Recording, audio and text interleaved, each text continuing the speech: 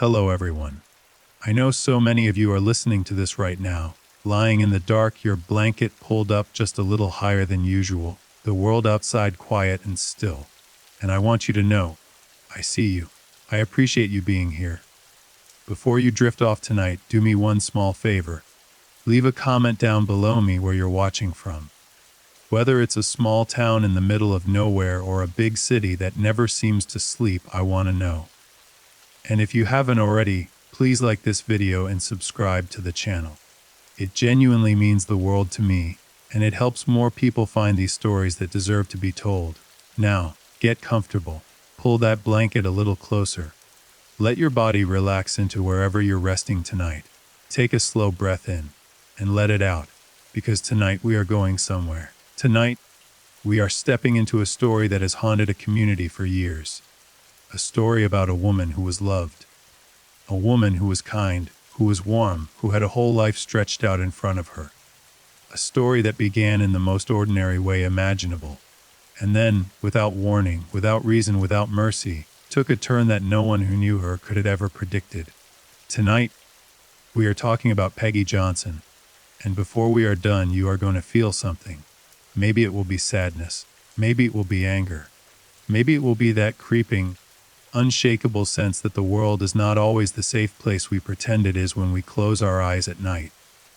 Whatever it is you feel, I want you to feel it fully, because Peggy Johnson deserves that. She deserves to be remembered not as a name on a missing persons report, not as a case number in a filing cabinet, but as a real human being who laughed and loved and hoped. So let's begin. Let's go back to a place that felt, at least on the surface, like the kind of place where nothing bad ever happened. There is a particular kind of quiet that settles over small American towns in the late evening. It is not the silence of emptiness. It is something warmer than that.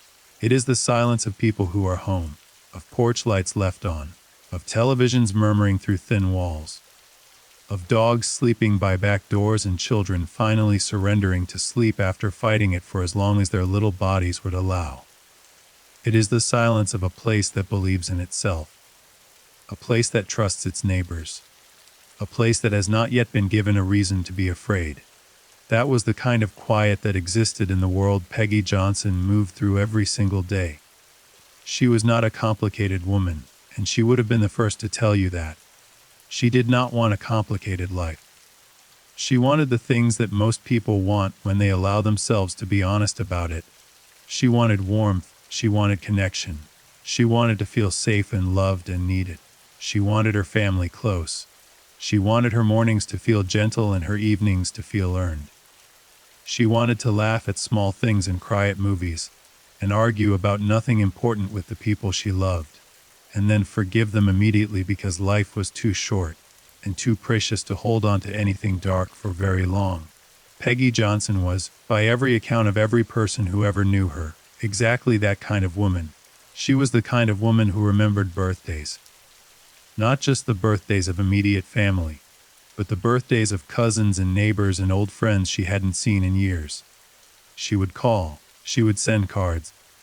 She would show up at the door with a small gift wrapped in whatever wrapping paper she happened to have on hand, because the thought was the thing that mattered, not the presentation. The thought was always there with Peggy. She was the kind of woman who cooked too much food on purpose, because cooking too much meant you always had enough to share. And she shared constantly, with neighbors who were going through hard times, with relatives who showed up unexpectedly, with anyone who sat down at her table, because her table was the kind of table that made you feel, within minutes of sitting down, that you had been there before, that you were welcome, that you had come home. She had a laugh that people described the same way regardless of who you asked. Big. That was the word everyone reached for first. Big laugh. The kind of laugh that didn't care about being quiet, that didn't apologize for itself. That filled whatever room she was in and spilled out into the hallway, and made people in other rooms wonder what was funny and wander in to find out. She laughed with her whole self. Her shoulders shook. Her eyes closed. She had to put whatever she was holding down, because you couldn't hold something steady when you were laughing like that. She loved her family with the particular ferocity of a woman who had learned that family was not something to take for granted. She had seen enough of life by the time she reached adulthood to understand that the people you loved could be taken from you. Not dramatically, not always in the ways that made the news, sometimes just quietly, by distance, by misunderstanding, by the slow drift of lives moving in different directions. She fought against that drift constantly. She was the one who organized the gatherings, who insisted on holidays being celebrated properly, who made sure the family stayed stitched together even when the threads pulled and frayed.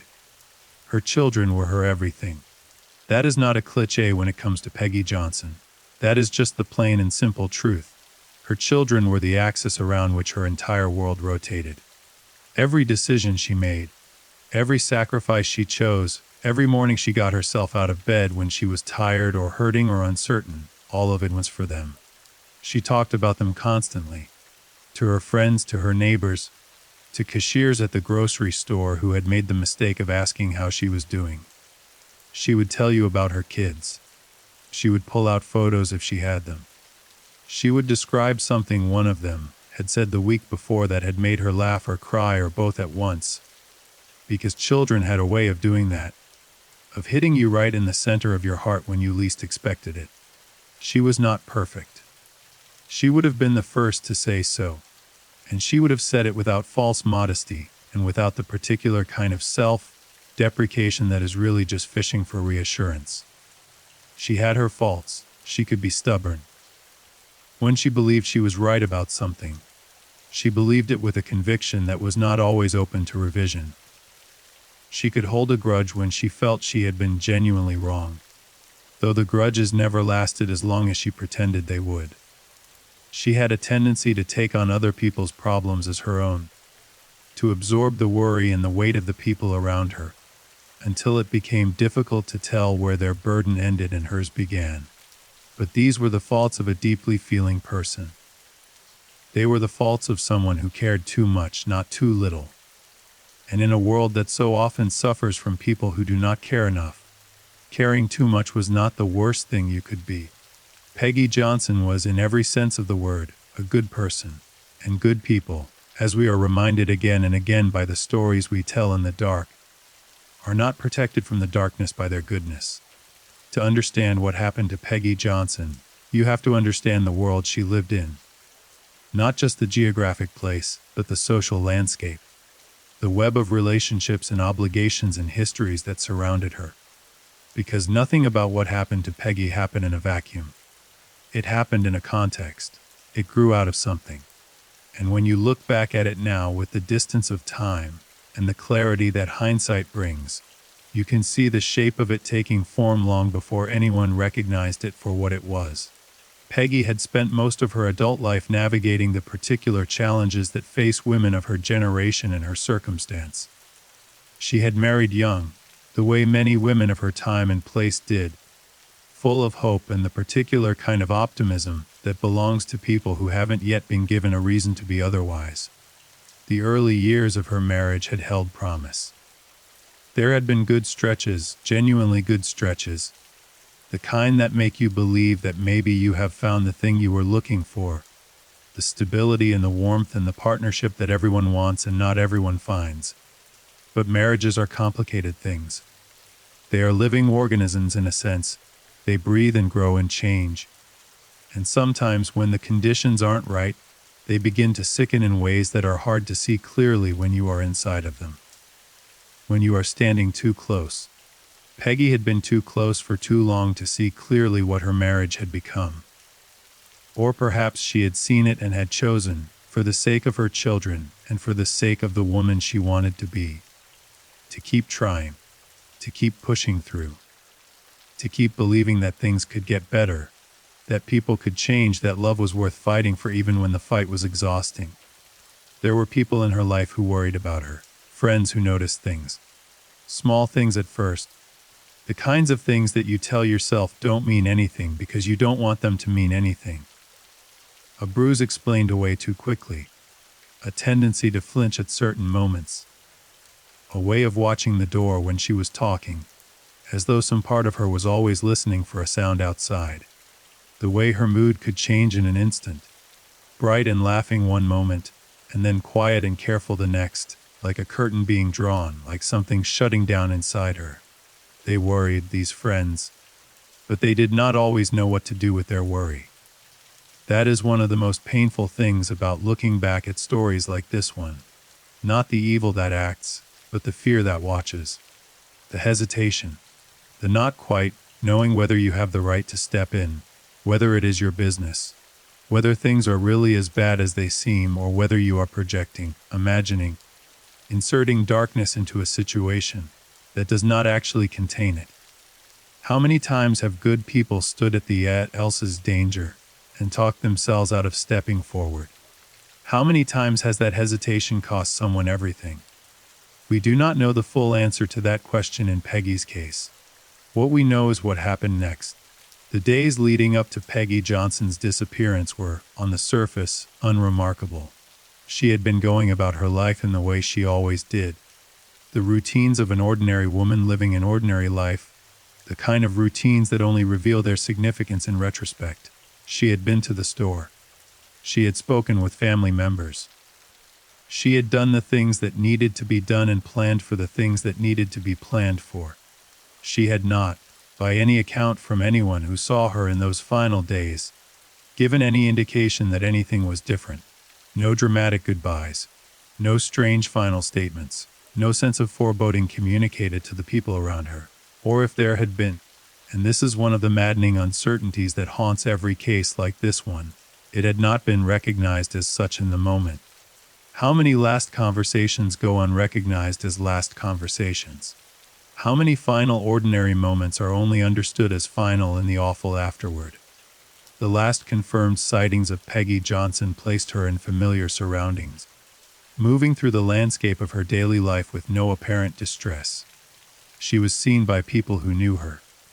People who did not think in the moment of seeing her that they would never see her again. People who would spend the rest of their lives turning that last sighting over and over in their minds, searching it for something they might have missed, some detail they might have caught if only they had known to look for it. But they didn't know. How could they have known? And then she was gone. The first notice that something was wrong came, as it so often does in these cases, not in a dramatic and obvious way, but in the slow accumulation of small absences. A missed phone call, then another, a silence where there had always been noise, an unanswered door. The particular, growing wrongness of someone who is always there suddenly not being there. The empty space of them pressing against the ordinary world like a bruise. The people who loved Peggy Johnson began to worry gradually, and then all at once.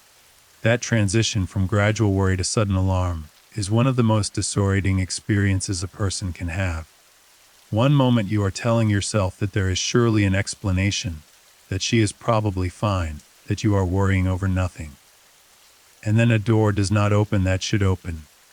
Or a phone rings and rings and rings, or someone else mentions that they too have not heard from her.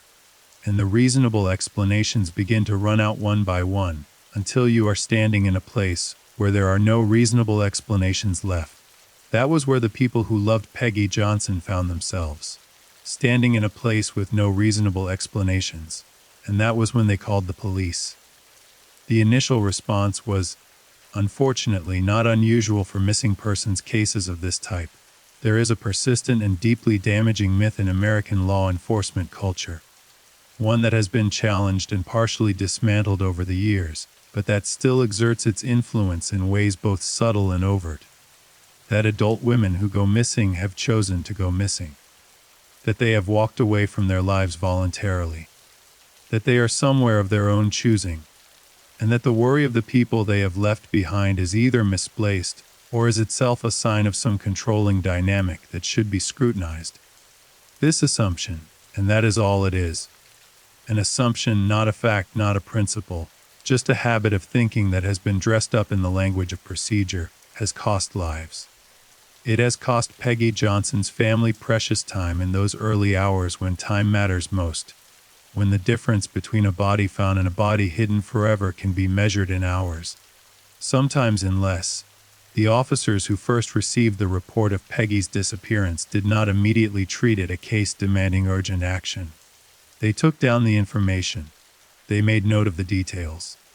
They asked the questions they were trained to ask and filed the paperwork that procedure required.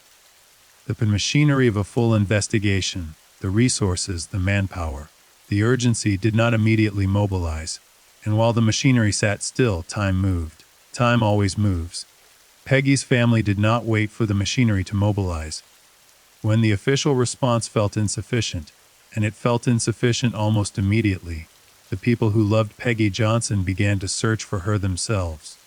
This is another pattern familiar to anyone who has spent time in the true crime space: the family, organized search, the handmade flyers, the frantic phone calls to anyone who might have seen anything, the driving of familiar routes and the knocking on doors of familiar places, trying to find the thread that would lead them back to her. They made flyers. They posted them everywhere they could think of. They asked questions in the places she was known to frequent. They reached out to her friends, to her acquaintances, to people she had mentioned in passing. They tried to reconstruct the last known movements of a woman who had been so present in their lives that her absence felt like a physical alteration of reality, like someone had reached into the fabric of the world and pulled out a thread that everything else had been woven around. They searched, and they found nothing. The days turned into a week, and then longer, and still nothing. No sightings, no contact, no sign of Peggy Johnson at all. Just the growing silence and the growing dread and the growing horrible understanding that what had at first felt like a mystery might be something much darker. As the investigation slowly, too slowly, began to take on more urgency, the detectives assigned to the case started the work of reconstructing Peggy's last days in the way that investigators do, by talking to everyone, by pulling apart the ordinary fabric of her life to see what was underneath it. And what they found underneath it was not simple. Peggy Johnson's life, it turned out, contained depths and complications that the people who loved her most had only partially glimpsed. There were relationships in her life that were not what they appeared on the surface.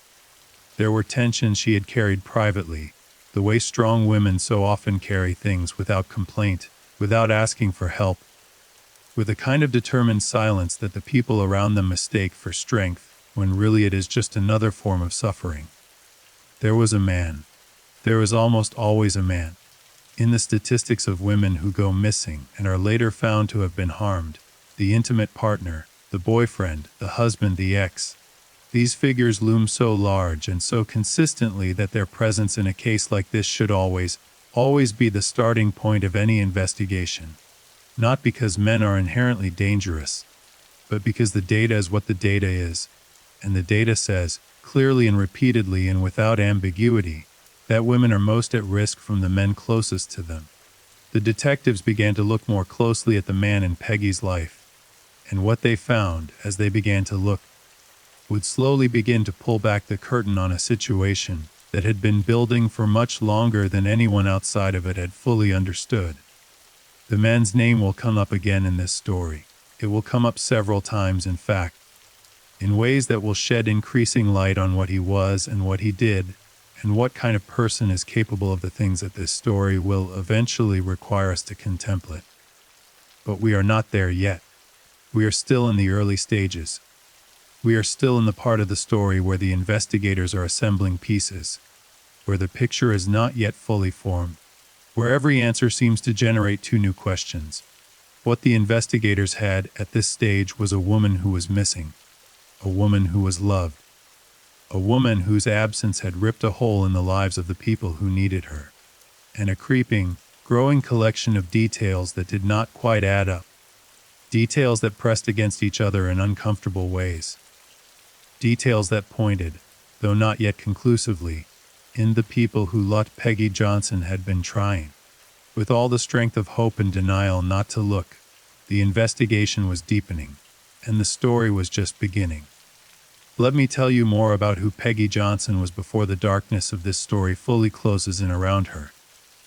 Because that is the most important thing, not the crime, not the investigation, not the people who failed her or the people who eventually tried to find justice for her.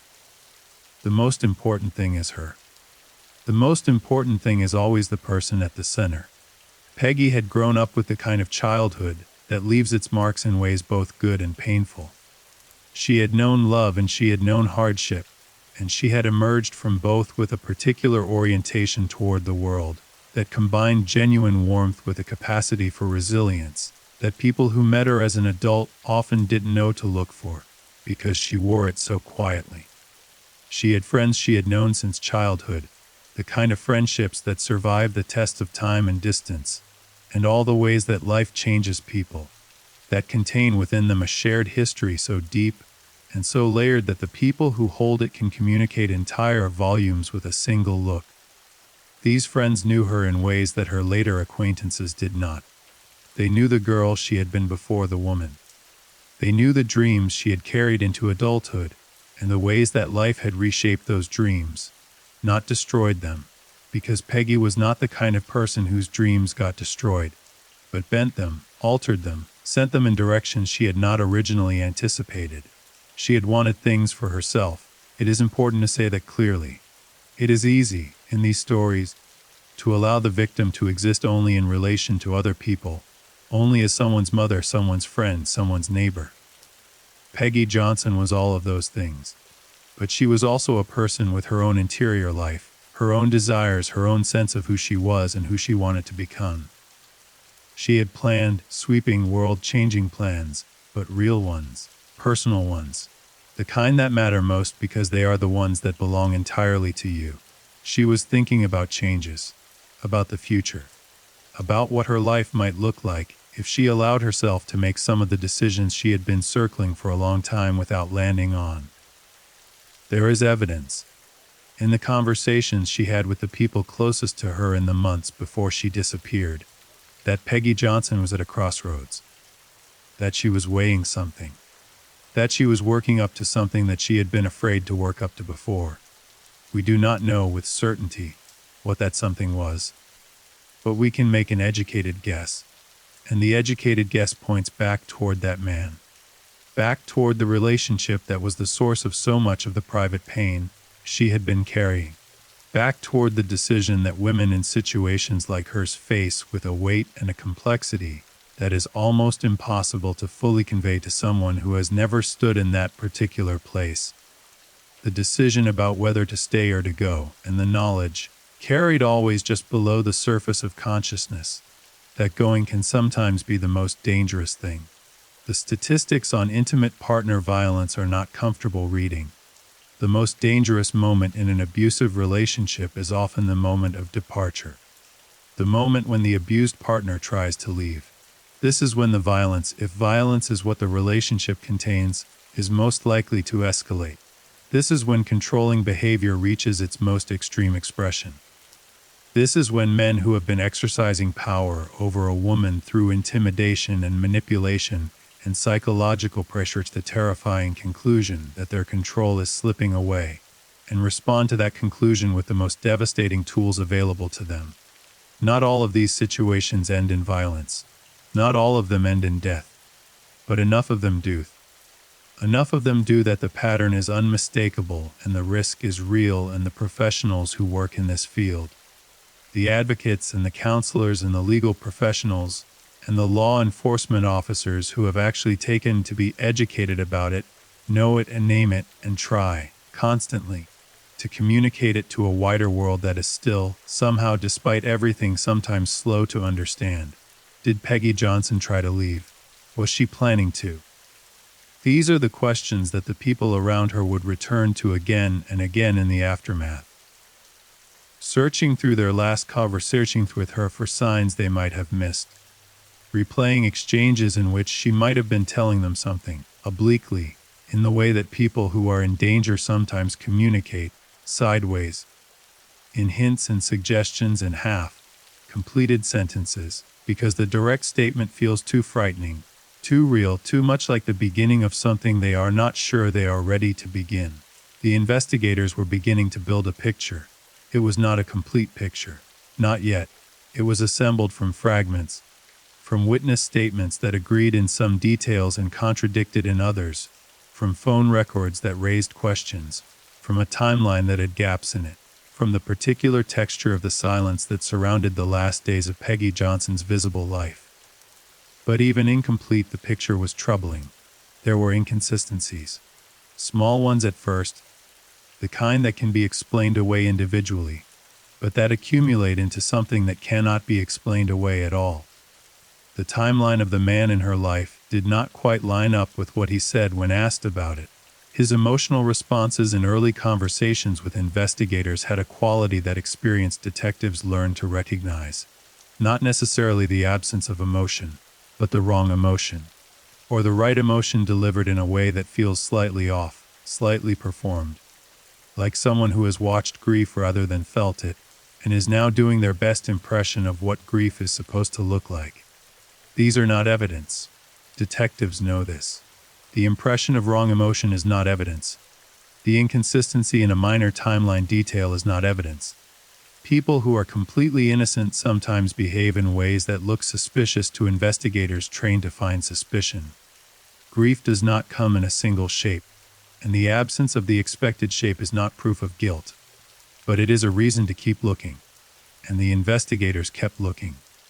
There is a moment in every investigation of this type, a moment that investigators and prosecutors and journalists who cover these cases all describe in similar terms, when the fog begins to lift, when the picture starts to sharpen, when the fragments of evidence that have been accumulating stop being isolated data points and start forming a coherent shape. When you can look at what you have assembled and begin to see, not just the details but the story that the details are trying to tell. That moment was coming, not yet, but coming, for now there was still the searching, the canvassing, the interviews, the phone calls, the slow, painstaking work of elimination, of ruling out, of following one thread until it ran out and then picking up another. There was still the family, waiting for news in the particular suspended state of people who do not know whether to grieve or to hope, who are holding both things simultaneously, because they cannot afford to surrender either one. There was still Peggy Johnson somewhere, and wherever she was, she deserved better than the silence that surrounded her disappearance. She deserved to be found. She deserved justice. She deserved to have someone stand up and say, clearly, loudly, without equivocation, what had happened to her, and who was responsible, and that this was wrong. That this was a human life. That this mattered. She deserved all of that, and slowly, painstakingly, through the particular alchemy of investigation and determination, and the refusal to let a case go cold that the best investigators carry with them like a second conscience, slowly, the case was building toward a place where she might, at last, get some of it. Let me take you back to the beginning one more time, back to the quiet, back to the ordinary, back to the world that Peggy Johnson moved through before it was broken open. Picture a morning. Early, the lights still soft and new, the world not yet fully awake. Picture her getting up the way she always did, moving through the rituals of morning with the practiced ease of a warning who has done this 10,000 times. The coffee. The familiar sounds of a house beginning its day. The small, unremarkable details that make up a life and that you never think to memorize because why would you? They will always be there. There will always be another morning. She did not know. She could not have known that there would come a morning that was different from all the other mornings. A morning when the quiet was not the comfortable quiet of ordinary life, but the terrible quiet of something gone wrong. A morning when the world she had been living in would be revealed to have been, all along, not quite the safe place she had believed it to be. She did not know, and that is perhaps the most heartbreaking thing of all. Not the violence, not the cruelty, not the failure of the systems that should have protected her, though all of those things are heartbreaking in their own right. The most heartbreaking thing is the not knowing, the morning cups of coffee drunk in ordinary peace, the days lived fully and without fear, the belief, held genuinely and without reason to question it, that tomorrow would come. Peggy Johnson believed in tomorrow, until someone took it from her. We are going to go further into this story now. We are going to follow the investigation into the places it did not want to go. We are going to sit with the uncomfortable truths that began to emerge as the investigators pulled back the layers of ordinary life and found, underneath, a history that told a very different story from the one that had been visible on the surface. But before we do that, before we step into the darker rooms of this story, I want to stay here for just another moment. In the quiet, in the warmth of who she was before the darkness. Because that is what she deserves. Not just to be known as a victim. Not just to be known as a case, but to be known as Peggy Johnson, a woman who laughed big, who cooked too much on purpose, who remembered birthdays and showed up at doors with gifts wrapped in whatever paper she had on hand, who loved her children with everything she had, who carried the weight of the people around her as though it were her own, who believed in family and warmth, and the particular ordinary magic of a good meal shared at a table with people you love. She mattered, and we are not going to let her be forgotten. The investigation into Peggy Johnson's disappearance did not move in a straight line. Investigations rarely do. That is something that gets lost in the way these stories are often told, in the clean, linear narratives of documentaries and true crime podcasts, where the evidence appears in the right order, and the detectives always seem to know, at least in retrospect, exactly which direction to look. Real investigations are messy. They double back on themselves. They pursue threads that lead nowhere and ignore, sometimes for far too long, threads that lead somewhere important. They are conducted by human beings who have limited time and limited resources, and the accumulated biases and assumptions of a lifetime. And those biases and assumptions shape what gets seen and what gets missed. In Peggy Johnson's case, the early investigation was hampered by something that hampers so many cases involving women who go missing from complicated domestic situations: the reluctance, born of habit and culture and a long history of institutional failure, to immediately treat the people closest to the victim as the people most likely to be responsible. There is a politeness that operates in these early stages, a professional courtesy extended to grieving families that is entirely appropriate in some cases and deeply counterproductive in others. You do not want to alienate the family. You do not want to make accusations before you have evidence. You do not want to treat innocent people as suspects. These are reasonable principles. But when they become reflexive, when they become a reason not to look carefully and quickly at the people who statistically present the greatest risk, they can become a different kind of failure. The investigators extended that professional courtesy, and while they did, time continued its relentless forward movement. The man at the center of Peggy Johnson's life. Let us call him what the investigation would eventually call him. Let us use the word that the evidence would eventually support. Was not, to the casual observer, a man who looked like a threat. This is almost always true. The men who do the things the story is moving toward almost never look like what they are. They look like neighbors, like coworkers, like ordinary men living ordinary lives.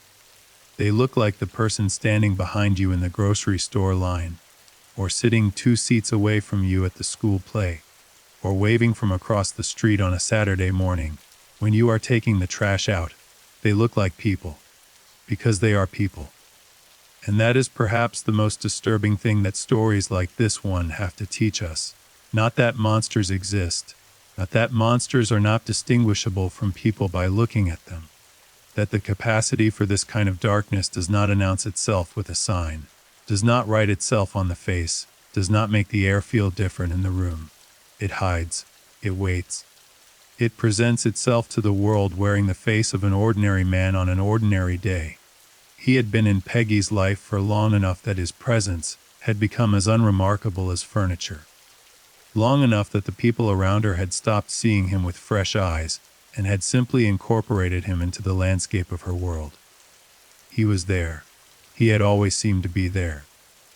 And when the investigators began asking questions about him in the early days after her disappearance, the answers they received were the answers of people who had not yet adjusted their vision, people who were still seeing him through the soft focus of familiarity, rather than the sharp focus that the situation now demanded.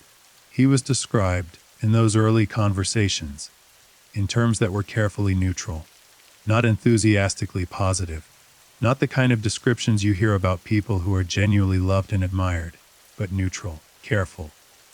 The word that comes up in descriptions of people like him, in cases like this one, is that people found them difficult to read.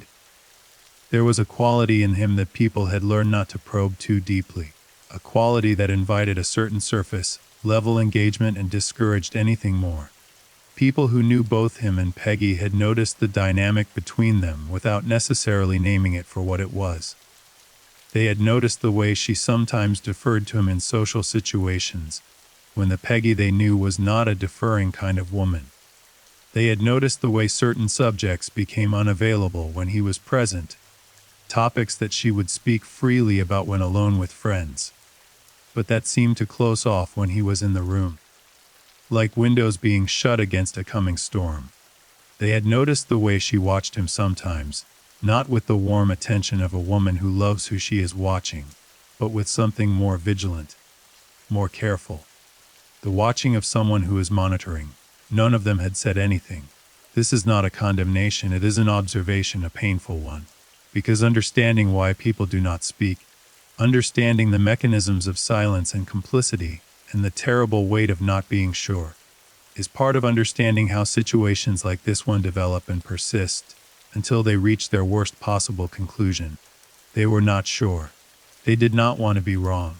They did not want to damage a relationship or cause a scene or insert themselves into something that might, after all, be none of their business. They cared about Peggy, but they also trusted, as most of us trust, that the people we love are ultimately capable of managing their own lives. That if things were truly bad, they would say so. That help would be asked for if help was needed. Peggy never asked. She never said the words that have given the people around her permission to act. And without those words, without that explicit invitation, they held back. And the situation continued, and the clock ticked forward toward a night that none of them would ever be able to stop thinking about. The phone records were the first thing that began to shift the investigation in a meaningful direction. Phone records are remarkable documents in the context of criminal investigations. They do not lie in the way that people lie. They do not protect themselves with explanations or justifications or carefully constructed alternative narratives. They simply record. They capture the bare fact of communication, who called whom, when, for how long, and leave the interpretation to whoever is reading them, trusting that the pattern, if a pattern exists, will make itself visible to a sufficiently attentive eye. The pattern in Peggy Johnson's phone records was visible. In the days leading up to her disappearance, there had been an elevated level of communication with certain numbers.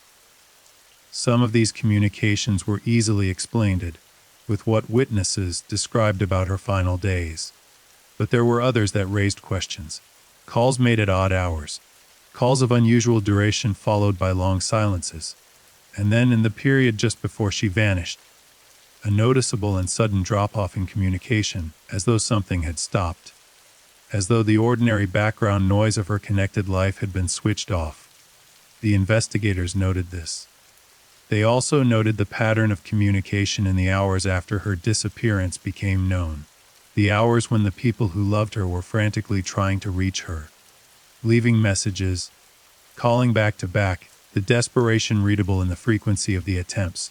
Among all of that frantic reaching out, there was one notable exception. One person who had been in regular communication with Peggy in the days before she vanished, who in the hours and days after her disappearance, showed a notably different pattern of behavior. He did not call looking for her. Not once. He did not call her phone in the frantic, repetitive way that people call when someone they love is missing, and they cannot stop themselves from trying again and again even though the call will not be answered. He made calls. But not to her number. Not to the people who were organizing the search. Not to anyone who might have been expected to receive a call from a person genuinely concerned about the woman in his life. The investigators noted this too. They noted it and they filed it away alongside the other small wrongnesses that were accumulating, slowly and quietly, in the space around him. There is a particular investigative technique that experienced detectives use in cases where a person of interest is not yet a named suspect. A technique that is less about confrontation and more about observation. You talk to them. You ask the questions that need asking. But while you are talking, you are watching. You are listening not just to what they say but to how they say it, to the things they choose to emphasize and the things they glide past, to the moments when their eyes change and the moments when their body tightens, and the moments when the answer comes too quickly or too slowly, or with too much detail or not enough. Interrogation is a science, but it is also an art, and the art of it lives in the ability to hold two processes simultaneously: the process of maintaining a surface calm, a professional neutrality that gives the person you are talking to no reason to become defensive, and the process of reading, constantly and carefully, everything that lies beneath the surface of what they are saying. When the investigators sat down with the man in Peggy's life, in those early conversations, they were doing both. He was not what they expected. That is to say, he was exactly what they expected in the sense that he presented the surface of a person who had nothing to hide, who was cooperative and forthcoming and appropriately concerned. But there was something underneath the presentation that registered, in the way these things register with experienced investigators, as slightly wrong, not dramatically wrong, not in a way that would have been obvious to a civilian watching through a one-way mirror, but wrong in the way a painting is wrong when one element of the composition is slightly off. You might not be able to immediately name what bothers you about it, but something in your perception keeps returning to the same spot. He gave them an account of the last time he had seen Peggy. The account was detailed, possibly too detailed in some places. The details of the unremarkable parts of the encounter were vivid and specific in a way that sometimes indicates genuine memory, and sometimes indicates the construction of a narrative that someone wants to be believed. The details of the more significant parts, the parts where questions naturally arose, became oddly vaguer. The precision suddenly softened. The confident recollection of the unremarkable gave way to uncertainty and approximation precisely where precision would have been most useful. The investigators noted this. They did not challenge him. Not yet. The time for challenge would come, but it was not this moment. This moment was for listening, for letting him talk, for allowing the account he was constructing to extend itself as far as it wanted to go, because extended accounts make more mistakes than brief ones, and mistakes leave traces, and traces are what investigations are built on. They let him talk, and they listened very, very carefully to everything he said. Meanwhile, the physical search for Peggy Johnson continued.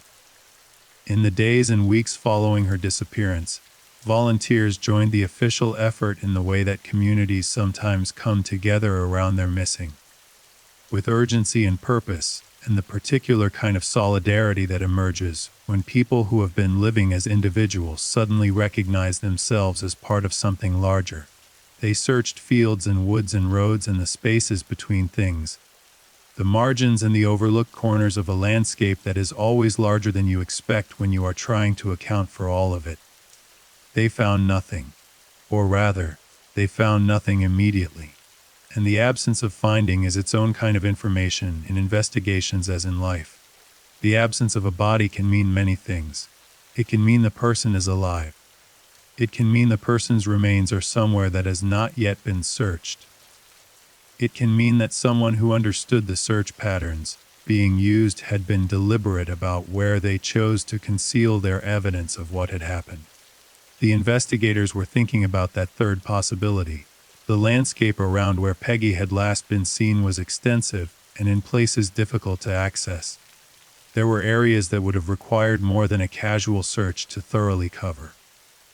Areas that a person with local knowledge, a person who knew the land, who had moved through it, who understood its hidden places, could have used to advantage. The man in Peggy's life had that local knowledge.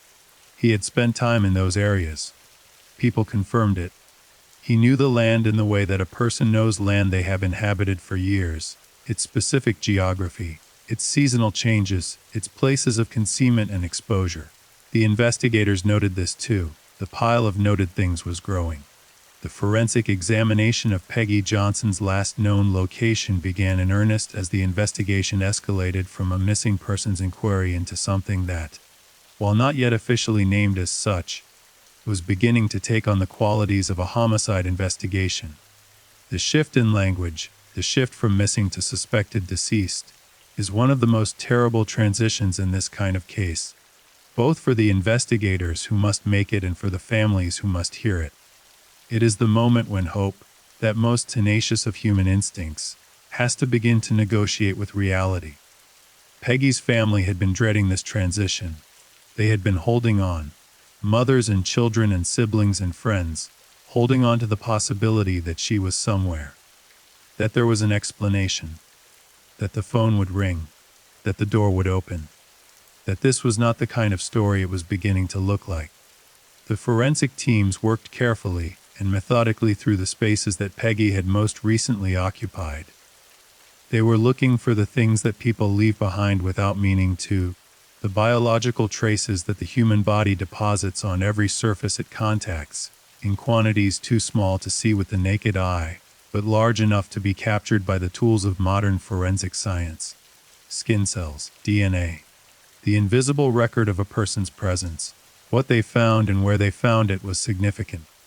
Without going into the kind of forensic detail that can sometimes obscure rather than illuminate the human story at the center of a case, the evidence that emerged from the forensic examination began to build a picture that aligned, in troubling and specific ways, with the questions the investigators had already been asking about the timeline, about the movements of the people involved, about the spaces between the official account and what the physical evidence seemed to suggest.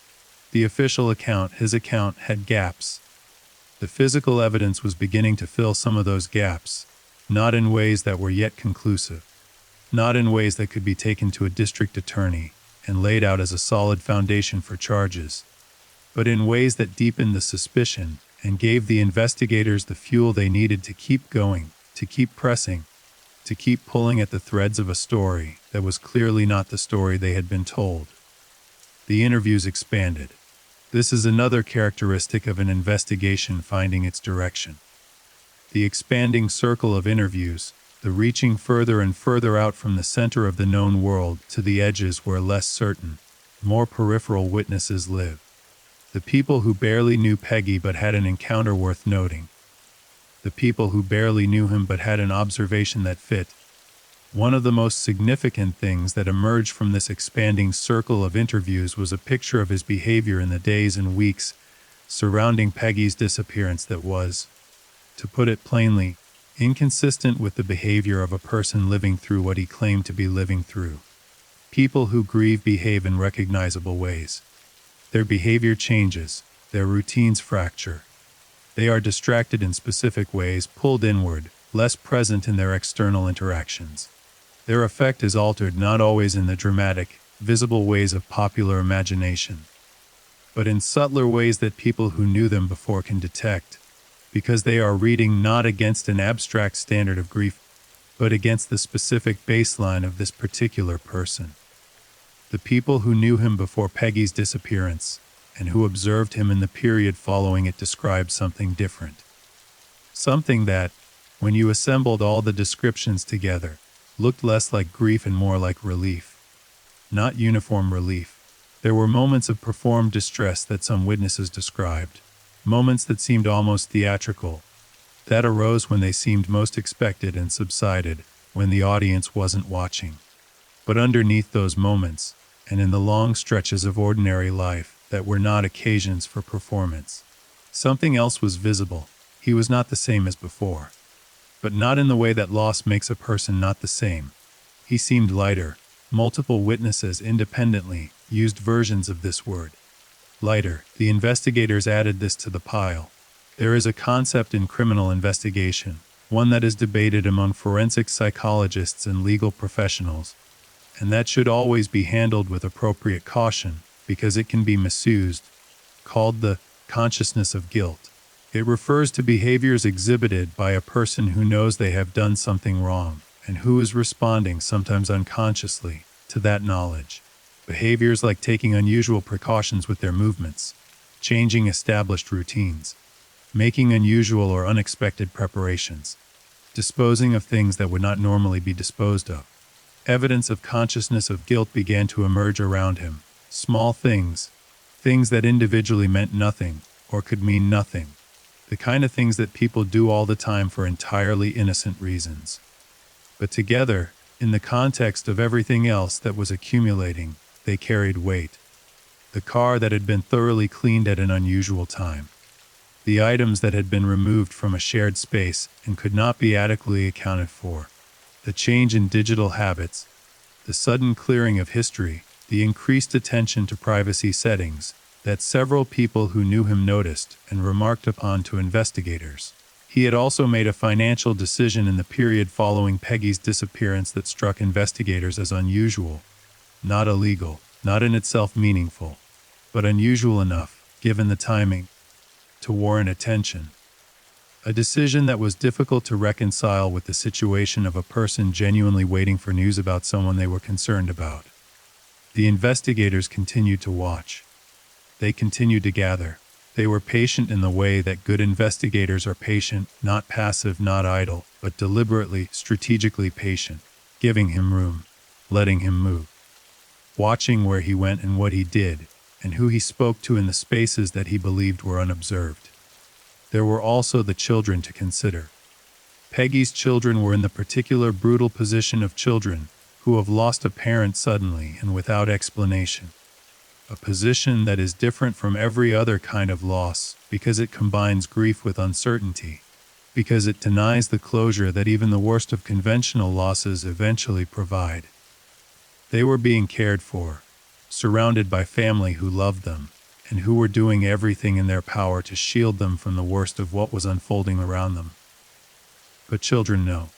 Even very young children understand, in their bodies if not in their minds, that something is profoundly wrong. They feel the altered quality of the air. They notice the way the adults around them look at each other when they think they are not being watched. They read the pauses in conversations and the careful word choices and the specific quality of the hugs they receive. Too long, too tight, the hugs of people who are afraid. Peggy's children missed their mother with a purity and a completeness that was devastating to witness for everyone who saw it. The investigators who were parents themselves found it particularly difficult.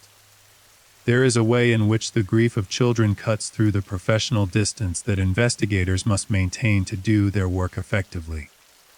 It is a reminder, visceral and immediate, of what has been taken, of why the work matters, of why you do not stop, and you do not give up, and you do not let a case go cold, because it is easier than continuing to push against the resistance and the uncertainty, and the grinding work of building a case, piece by piece from fragments. Peggy's children were the reason to keep going, and the investigators kept going. The weeks turned into months. This is the part of these stories that gets compressed in the telling, that gets skipped over in the interests of narrative momentum. But that is in reality one of the hardest parts of all, the long, slow middle. When the urgency of the initial disappearance has subsided, but the case has not been resolved, when the family is living in a suspended state of grief and hope and awful uncertainty, when the investigators are pushing forward on a case that has not yet yielded the definitive break they need. The family of Peggy Johnson lived in this suspended state. They visited the police. They asked questions. They pushed back when the pace seemed too slow. They did what families in these situations have to do. They kept the pressure on. They kept the case from fading. They refused to allow the machinery of investigation to treat their loved one as anything less than the priority she deserved to be. They also did something that has become, in the age of social media and viral campaigns, one of the most powerful tools available to families of the missing. They took their story public. They spoke to local media. They organized community events. They maintained a presence online that kept Peggy Johnson's name and face visible in a media environment that can swallow stories whole if no one fights to keep them visible. They told her story, again and again, to anyone who would listen, not just the bare facts of her disappearance, but the person she was, the laughing, the birthday cards, the love for her children, the details that made her real and specific and irreplaceable, rather than just another entry in the national database of the missing.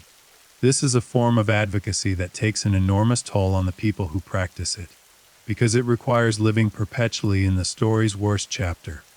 It requires going public with private grief, over and over, For an audience that is sometimes sympathetic and sometimes sensationalist and sometimes simply absent, it requires a strength that most of us can barely imagine. Peggy Johnson's family had that strength. They used it, and it mattered. Among the people who saw the coverage of Peggy Johnson's case and responded to was a woman. We will call her a witness, because that is what she was, though she did not yet know the significance of what she had seen, who had been carrying a piece of information without fully understanding what it was. She had seen something. In the days surrounding Peggy's disappearance, something small, something that had seemed in the moment like nothing in particular. The kind of passing observation that most of us absorb and discard 100 times a day, because our brains are constantly editing down the flood of sensory input to the pieces that seem relevant. The piece this woman had absorbed had not seemed relevant at the time. But when she saw Peggy's face on the news coverage, something shifted. Memory is not a recording. This is one of the most important, most widely misunderstood facts about the human mind. Memory is a reconstruction, a process of rebuilding. Each time you access it, from stored fragments and contextual cues and the filling in of gaps by expectation and pattern recognition. It is not reliable in the way that digital recordings are reliable. It can be influenced. It can be shaped by subsequent information. But it can also be triggered by subsequent information in ways that are entirely genuine. Moments when a piece of context that was missing at the time of the original experience clicks into place, and suddenly gives meaning to something that had been meaningless. This woman's memory was triggered. She called the tip line. She told investigators what she had seen. And what she had seen, when the investigators placed it against the timeline they had been constructing, fit. It fit in a way that made the picture sharper. It fit in a way that narrowed the window of uncertainty and pointed more specifically toward a particular version of events. The investigators had been waiting for a break. This was not the break that would crack the case wide open, but it was a break nonetheless. And in the architecture of a complex investigation, small breaks matter. They matter because they shift the balance, because they move the needle, because they turn possibility into probability and probability into something that begins slowly to look like certainty. The man at the center of it all had been watching the investigation unfold from a position that he perhaps believed was safer than it actually was. There is a particular kind of confidence that certain people carry in their dealings with law enforcement, a confidence born of the belief that they are smarter, or more careful, or simply luckier than the people who have come before them. The belief that their crime, if that is what it was committed well enough, covered well enough, that it will not unravel, that the threads are tucked in securely enough that no amount of pulling will find a loose end. This confidence is usually wrong. Not always. Cases go unsolved. Evidence disappears or was never collected. Witnesses forget or recant or never come forward. Investigators retire and are not replaced with the same commitment. Files go cold. The machinery fails. This happens. It happens more than it should. And the people it happens to, the people left without answers, without justice, without the closure that truth provides, carry that failure with them for the rest of their lives. But when it fails to happen, when the machinery keeps moving and the witnesses come forward, and the evidence holds and the investigators refuse to let go, when all of these things align against the person who believed they had covered their tracks, the unraveling, when it comes, tends to be complete. The man at the center of this story was watching the investigation unfold. He may not have known, yet, how close the investigators were getting. He may not have understood that the small breaks were accumulating into something that was beginning to take on the weight of something real. But the investigators knew, and they were not done. They were nowhere near done. There is a moment in every investigation where the character of the work changes. In the early stages, investigation is expansive. It spreads outward in all directions simultaneously, reaching for anything that might be relevant, pulling in information from every available source without yet knowing which pieces will matter and which will prove to be noise. It is work characterized by breadth, by the deliberate casting of a wide net in the hope that something important will be caught in it. But there comes a point, and experienced investigators, feel it more than they can articulate it, feel it in the way the evidence starts to resist alternative interpretations, in the way certain threads refuse to be explained away no matter how many times they are tested against innocent possibilities, where the work narrows, where the expansive becomes focused, where the wide net begins to draw in toward a specific center. The investigation into Peggy Johnson's disappearance had reached that point. It had reached it not in a single dramatic moment, but in the way that these transitions usually happen, gradually, through the accumulation of small confirmations, each one individually insufficient, but collectively forming something that had the density and the weight of truth. The investigators were no longer casting wide. They were pulling in. They were focused on a specific person, a specific timeline, a specific set of questions that needed answering, and those questions all circled back to him. His name was being spoken now in ways that it had not been spoken in the beginning. In the beginning, he had been discussed with a careful, neutral language that investigators use around people who are adjacent to a case without yet being central to it. He had been referred to in terms of his relationship to Peggy, in terms of what he might know, in terms of what perspective he could offer on her last known movements and state of mind. He had been treated in that careful, neutral early language as someone whose cooperation was valued and whose standing deserved respect. That language was changing. The shift was not public. It was not announced. It would not have been visible to a casual observer watching the investigation from outside. But inside the investigation, among the people doing the work, the language around him had shifted in the specific and meaningful way that language shifts when investigators stop thinking of someone as a witness and start thinking of them as a subject. He was the subject now. The question was no longer whether the evidence pointed toward him. The question was whether the evidence that pointed toward him was sufficient. Whether it was the kind of evidence that could be built into a case strong enough to take to a prosecutor and then to a jury. Whether the pieces that had been assembled could be connected, definitively and convincingly, into the shape of what the investigators believed had happened. This is where criminal investigation meets the law, and where the distance between those two things, between what investigators know and what can be proved, sometimes becomes a chasm. Let me explain something about the nature of the evidence in a case like this one. The most powerful evidence in a criminal case, the evidence that juries find most persuasive, that prosecutors most want to have in front of them when they stand before 12 strangers and ask them to deliver a verdict, is physical evidence. DNA fingerprints, the biological and material traces of what happened. This evidence is powerful because it is concrete, because it exists independently of the fallible and manipulable processes of human memory and human testimony, because it cannot be coached or intimidated or confused on the stand.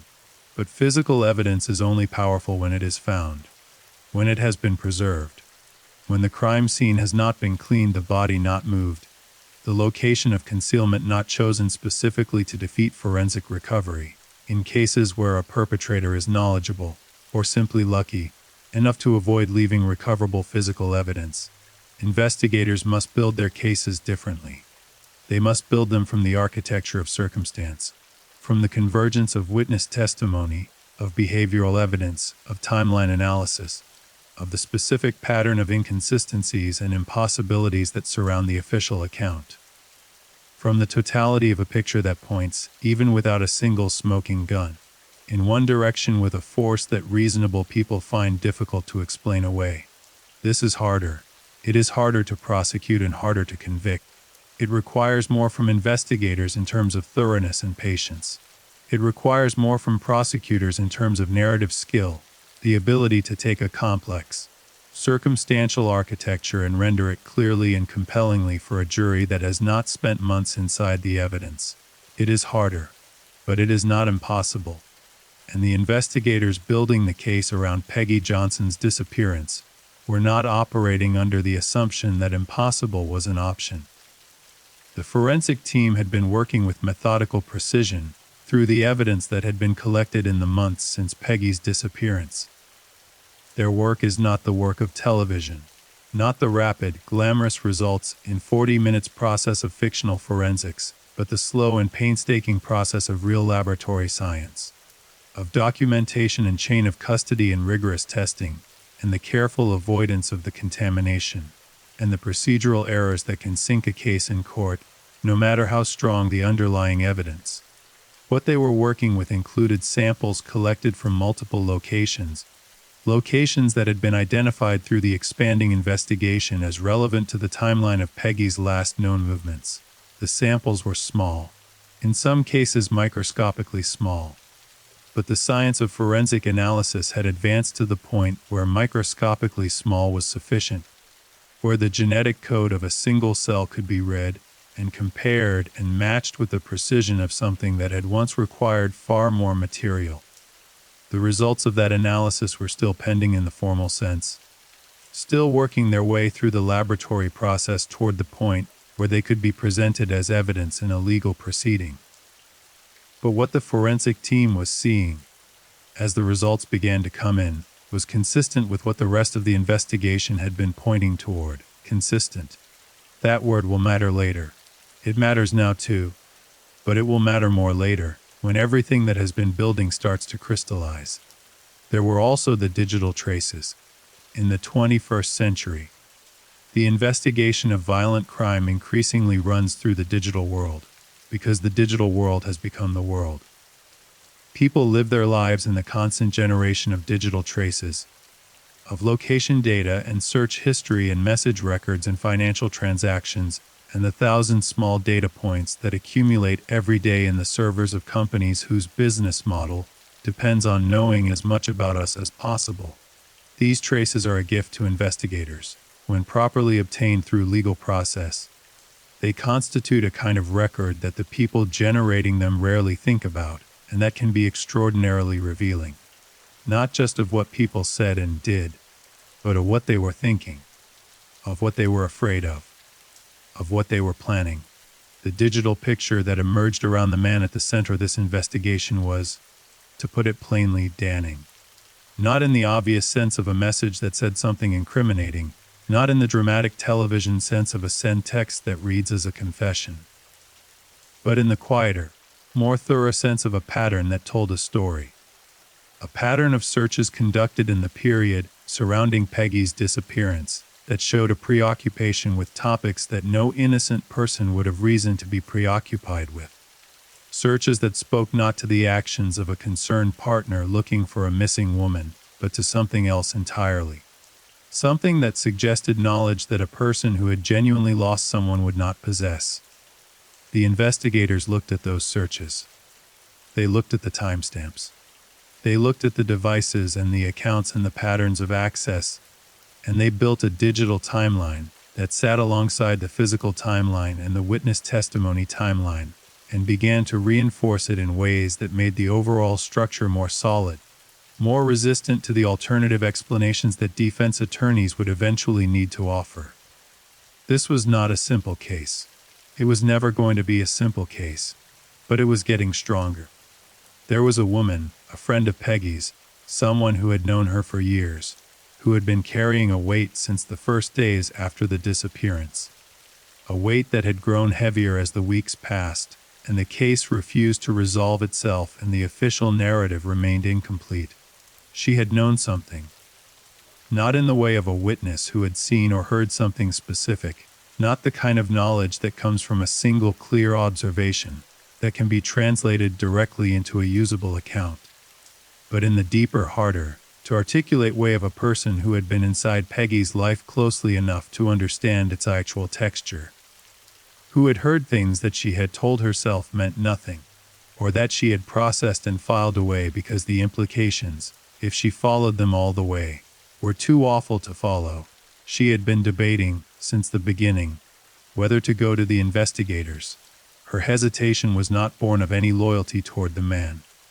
It was born of the fear that is very common in situations like this one, the fear of being wrong, of making a serious accusation against a person and having that accusation turn out to be based on misunderstanding, on overinterpretation, on the particular distortion that occurs when you go back over things with the terrible clarity of hindsight and read into them meanings that were not there at the time. She was afraid of the damage her words could do. She was afraid of becoming the person who destroyed a man based on nothing more than a feeling in a collection of half-remembered conversations. But the weeks kept passing, and the investigation kept stalling, and she kept thinking about Peggy. About the things Peggy had said in those last months. About the things Peggy had not said, but had communicated in the careful silences, and the quick subject changes, and the particular way her voice went flat sometimes when his name came up, as though the act of saying it cost her something. Eventually the weight of what she knew, or believed she knew, became heavier than the fear of being wrong. She went to the investigators. What she told them was not a confession. It was not a single piece of evidence that changed everything. What she told them was a history of what Peggy Johnson's life had actually looked like from the inside, of the things she had described privately that she had never described publicly, of the dynamics at play in the relationship that had only been partially visible to the outside world, of the fear that Peggy had carried quietly and with enormous courage, while continuing to present to the world the face of a woman who had things under control. She told the investigators about conversations she had had with Peggy in the months before she disappeared, about the things Peggy had said, about the specific incidents she had described, about the way she had talked about him, not with hatred, not even with anger, but with a kind of exhausted clarity. The clarity of a woman who had spent a long time looking at something she did not want to see and had finally, slowly started to see it. Peggy had been afraid. Peggy had told this friend that she was afraid. Not in those exact words. Peggy was not a woman who used those exact words easily, who admitted to fear without the protective wrapper of minimization and qualification. But in the way she described her situation, in the specific things she said she was worried about, in the plan she had been forming, the plan that she had been too afraid to execute, but that she had been thinking about, turning over and over in her mind the way you turn over a stone you are not sure you want to flip. She had been planning to leave. She had told her friend this, in confidence, in the specific, cautious, whispered confidence of a woman who understood that the plan had to be kept secret, because the person she was planning to leave was not a person who would accept leaving quietly. She had been planning to leave, and she had not made it. This information, when it reached the investigators, did several things. It confirmed what they had already been moving toward. It gave a motive that was now stated rather than inferred. It provided a specific emotional and relational context for the timeline of events surrounding Peggy's disappearance. And it gave the case a human dimension, a narrative spine, that would ultimately be essential not just to the investigation but to the prosecution. Juries are not computers. They do not process evidence as a series of isolated data points and return a verdict based on a calculated probability. They are human beings and they respond to stories, to the shape of events that make sense in human terms, to narratives that explain not just what happened but why, that give the events a logic rooted in recognizable human experience, in the things that human beings do to each other out of fear and jealousy, and the desperate violent need for control. The friend's testimony, the history she had provided, gave the investigators the why. It filled in the emotional architecture of the case in ways that the physical and digital evidence could not fill in on their own. It made the story coherent. It made the story tell the truth in the way that stories, when they are real stories, when they are assembled from the actual materials of actual lives, always do. The investigators requested a second formal interview with him.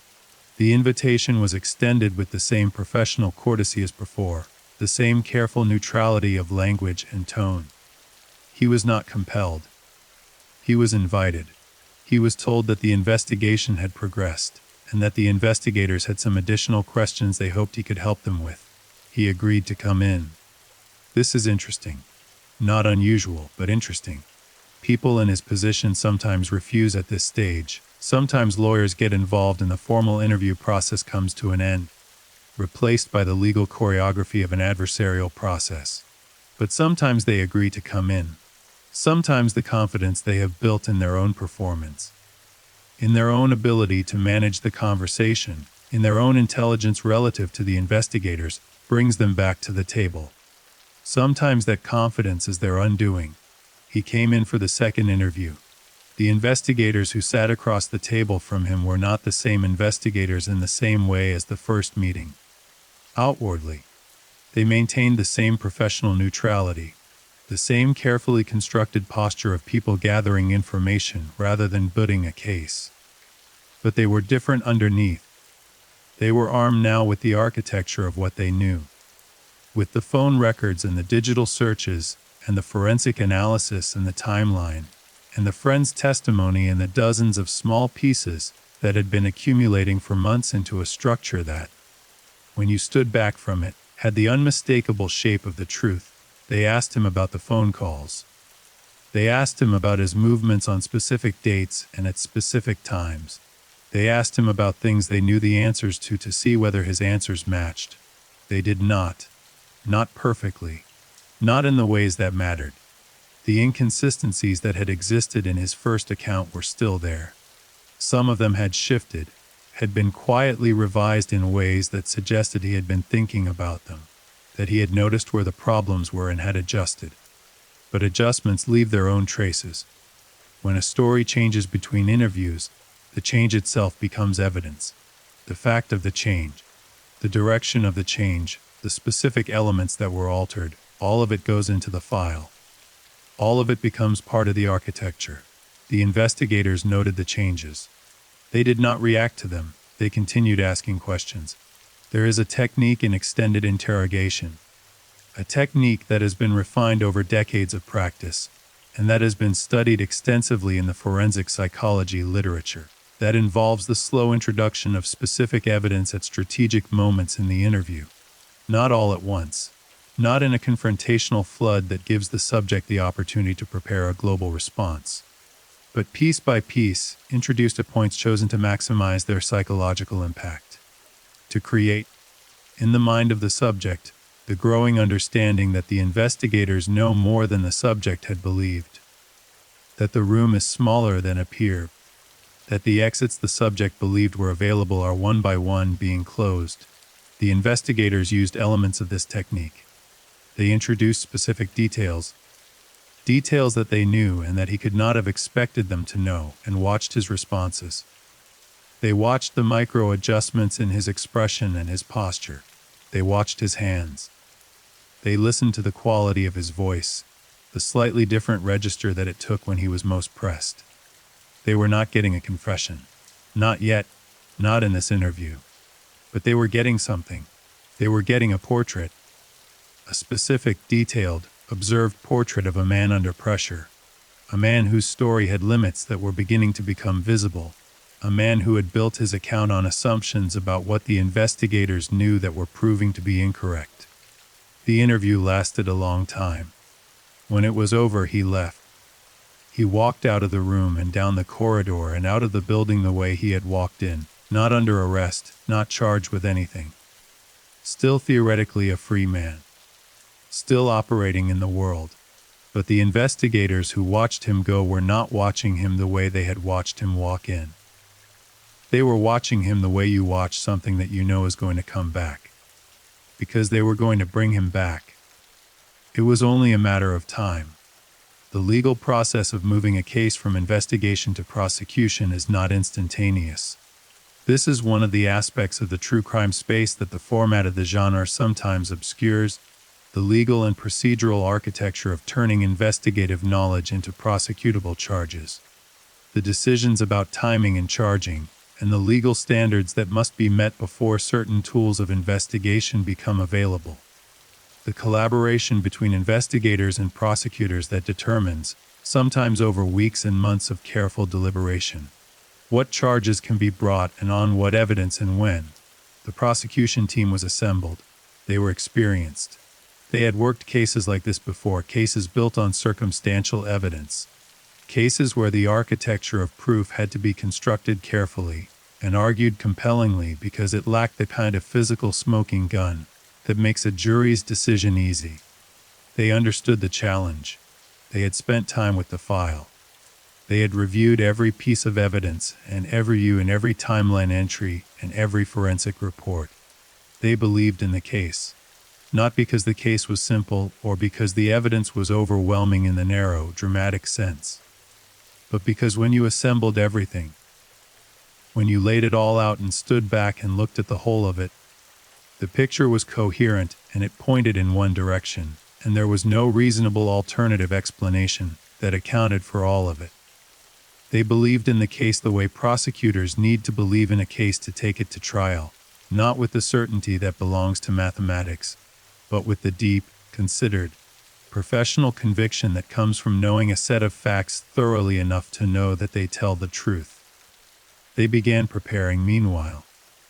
Something happened that shifted the case in a way that no amount of careful investigative preparation could have fully anticipated. A second witness came forward. This witness was different from the friend who had described Peggy's private fear. This was someone from the periphery of the case rather than its center. Someone whose connection to the events was not through Peggy but through him. Someone who had been in his orbit in the period surrounding Peggy's disappearance, and who had seen something that they had been carrying, in silence and with considerable private distress, since it happened. They had not come forward earlier for reasons that are entirely human and entirely understandable: fear, uncertainty, the reluctance to become involved in something whose full dimensions they had not yet grasped.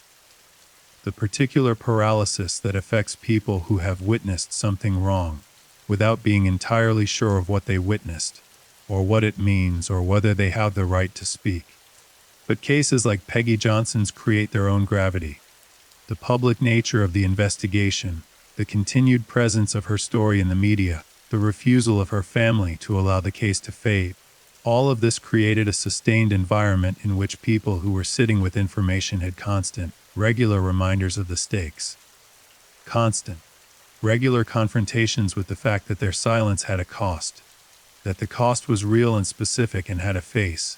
This witness reached out, and what they described was something that, when placed against the timeline the investigators had been building, filled one of the most significant gaps.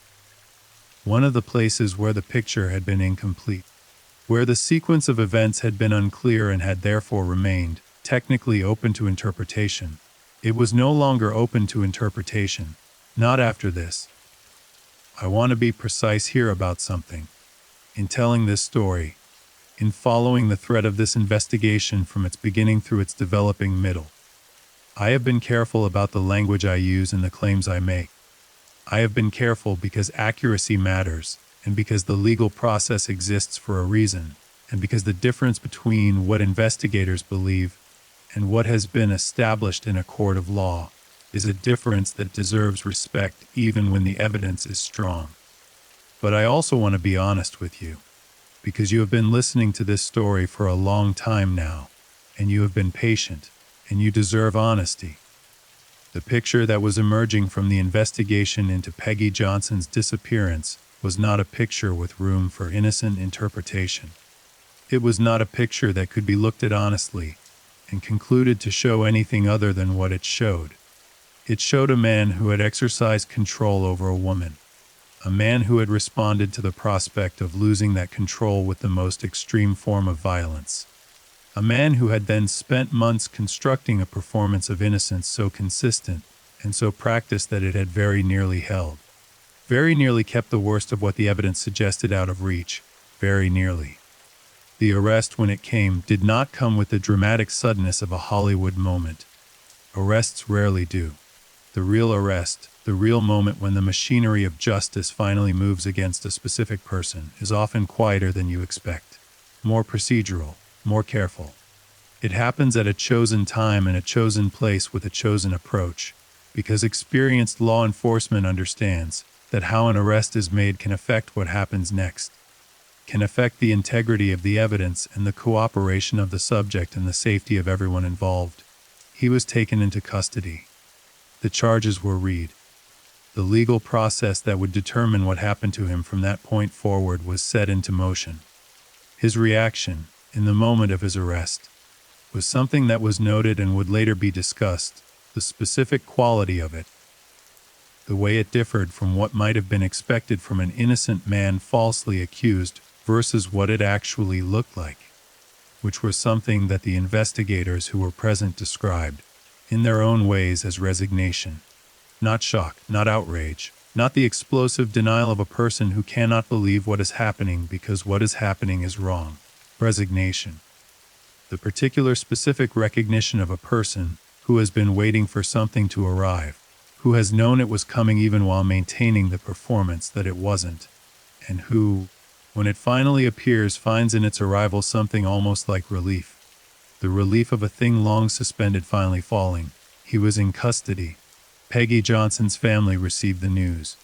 The news broke across the community in the way that such news always breaks, with a wave of emotion that contained within it multiple different currents running in multiple different directions simultaneously.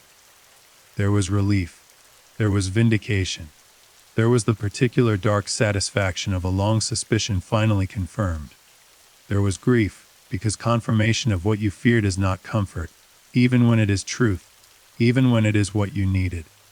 Confirmation of the worst possibility is still confirmation of the worst possibility. And the grief that lives on the other side of it is different from the grief of uncertainty in its texture but not in its weight. Peggy's family felt all of these things. They had known, or believed they had known, for a long time. But knowing and being told are different. Believing and having that belief institutionally confirmed. Having the machinery of the law officially declare that yes, what you feared is what happened, is a different thing from the private knowledge you have been carrying. It is a kind of release. It is also a kind of shattering, and for Peggy Johnson's children, who were still at ages where the full significance of what had happened was still being absorbed, and reabsorbed in the specific ongoing way that trauma works in young people. For them, the news was simply the latest layer of a loss that had already reshaped the entire landscape of their lives.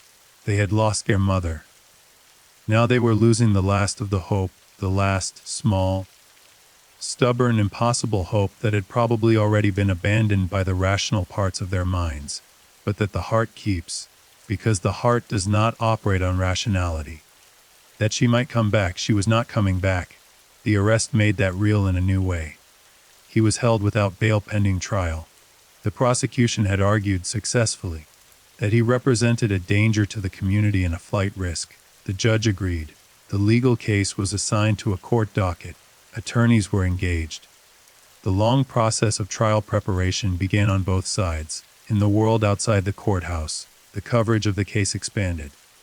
It reached beyond the local media that had been covering it since the beginning and entered the wider national conversation about violence against women, about intimate partner homicide, about the systemic failures that allow situations like Peggy Johnson's to develop and persist and ultimately end in the way that hers had ended. Her story became, for a time, a focal point for a broader conversation, a face on an issue that is too large and too diffuse to be humanly graspable unless it is given a face. She had not wanted to be a symbol. She had wanted to be a person. She had wanted to live her life and raise her children and laugh her big laugh and cook too much food on purpose and remember everyone's birthday and sit at her table with the people she loved and feel, at the end of the day, that the world was good and that she was safe in it. She had not gotten to want things from inside a news cycle, but the attention her case attracted, and the conversation it contributed to, was something that the people who loved her held on to. It was not enough, it was not justice, but it was meaning. It was the possibility that her story, in being told, might make something different for someone else, might press against the institutional habits and cultural silences that had failed her, and that fail women like her every day.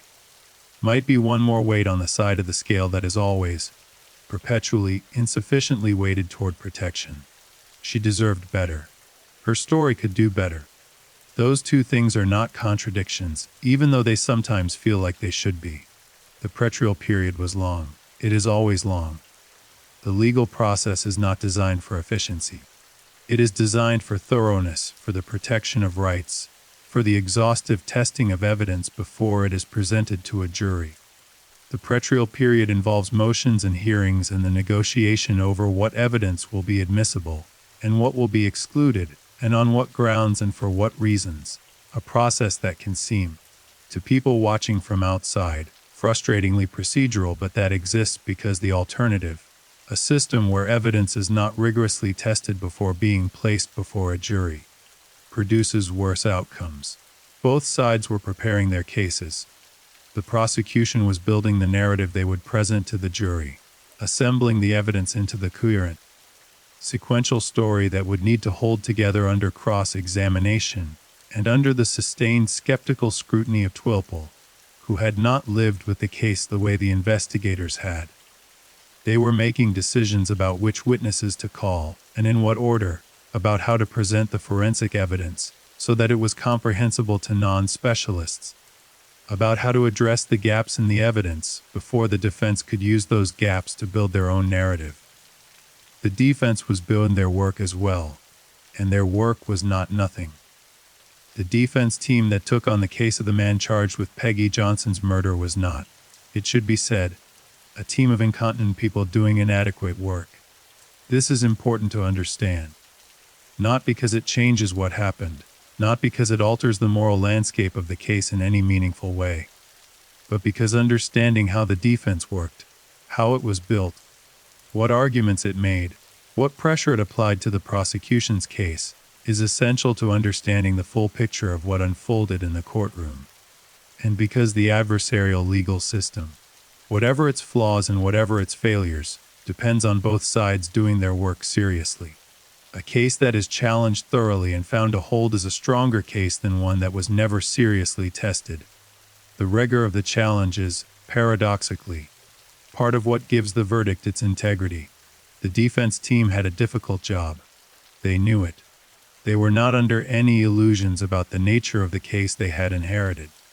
The evidence against their client was extensive, not overwhelming in the way that the most ironclad cases are overwhelming, not built around a single piece of undeniable physical evidence that removed all room for reasonable interpretation, but extensive in the cumulative sense, the way that many pieces, each individually incomplete, can come together into a structure that is very hard to argue with.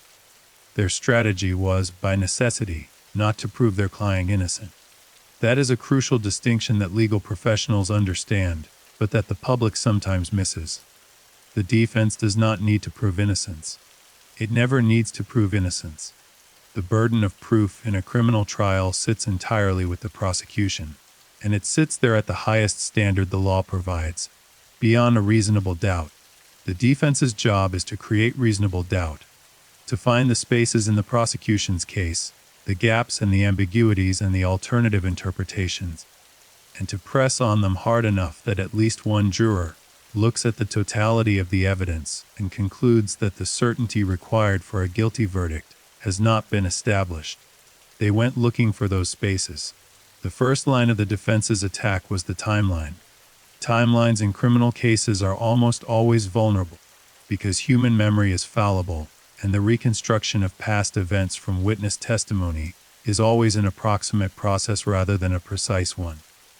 The witnesses who had placed the defendant at certain locations at certain times, who had described seeing him do certains on certain days, their recollections, the defense argued, were shaped by what they knew in retrospect rather than what they had actually observed in the moment. Their memories had been contaminated, the defense contended, by the subsequent publicity of the case, by the conversations they had had with each other and with investigators, by the entirely human tendency to unconsciously align what you remember seeing with what you have since come to believe happened. This is not a frivolous argument. Memory contamination is a real phenomenon. The research on it is extensive and credible and has had significant and important implications for how eyewitness testimony is evaluated in legal contexts. The defense was not inventing a principle. They were applying a legitimate principle to the specific facts of this case. But the prosecution had anticipated this argument. They had been meticulous about the provenance of each witness account, about when each account had first been given, about how it had been documented, about the specific ways in which the earliest versions of each account aligned with or diverged from later versions. They had built their timeline on the bedrock of the earliest available statements, before memory had had the opportunity to be significantly shaped by the noise of subsequent coverage and conversation. The timeline held. Not perfectly. No timeline in a real case holds perfectly, because real cases are not constructed with the advantage of omniscient observation. But it held in the ways that mattered. The core sequence of events that the prosecution was asserting remained intact after the defense's assault on it. Round 1 to the prosecution.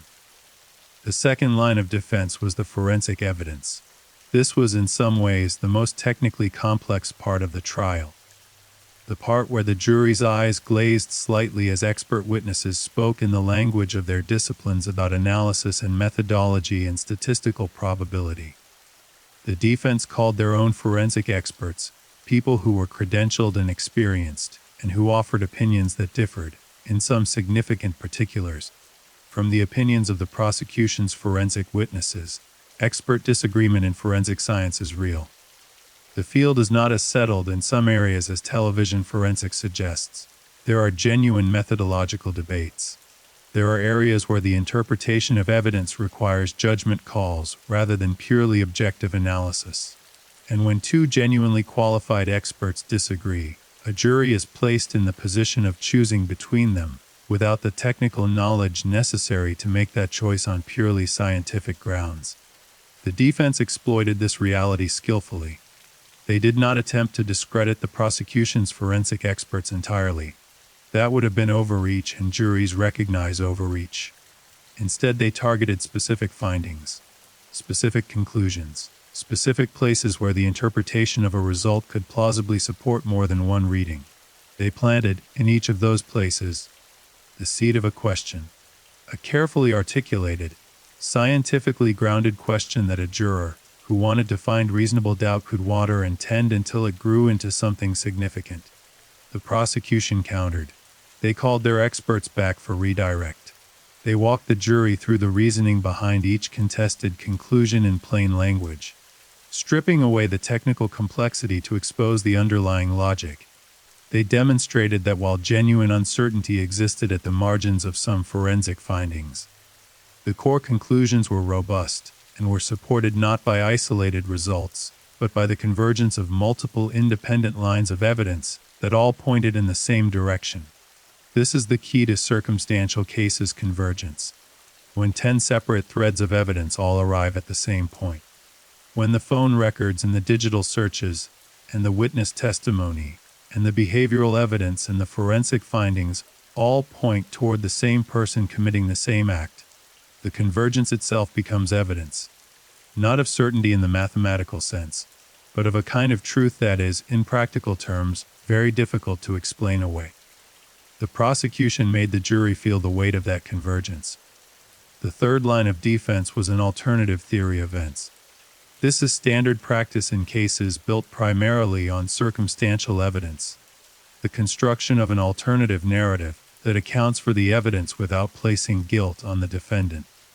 It requires creativity and careful construction, because it has to be coherent enough to be believable, and specific enough to give a juror who wants to believe it something to hold on to.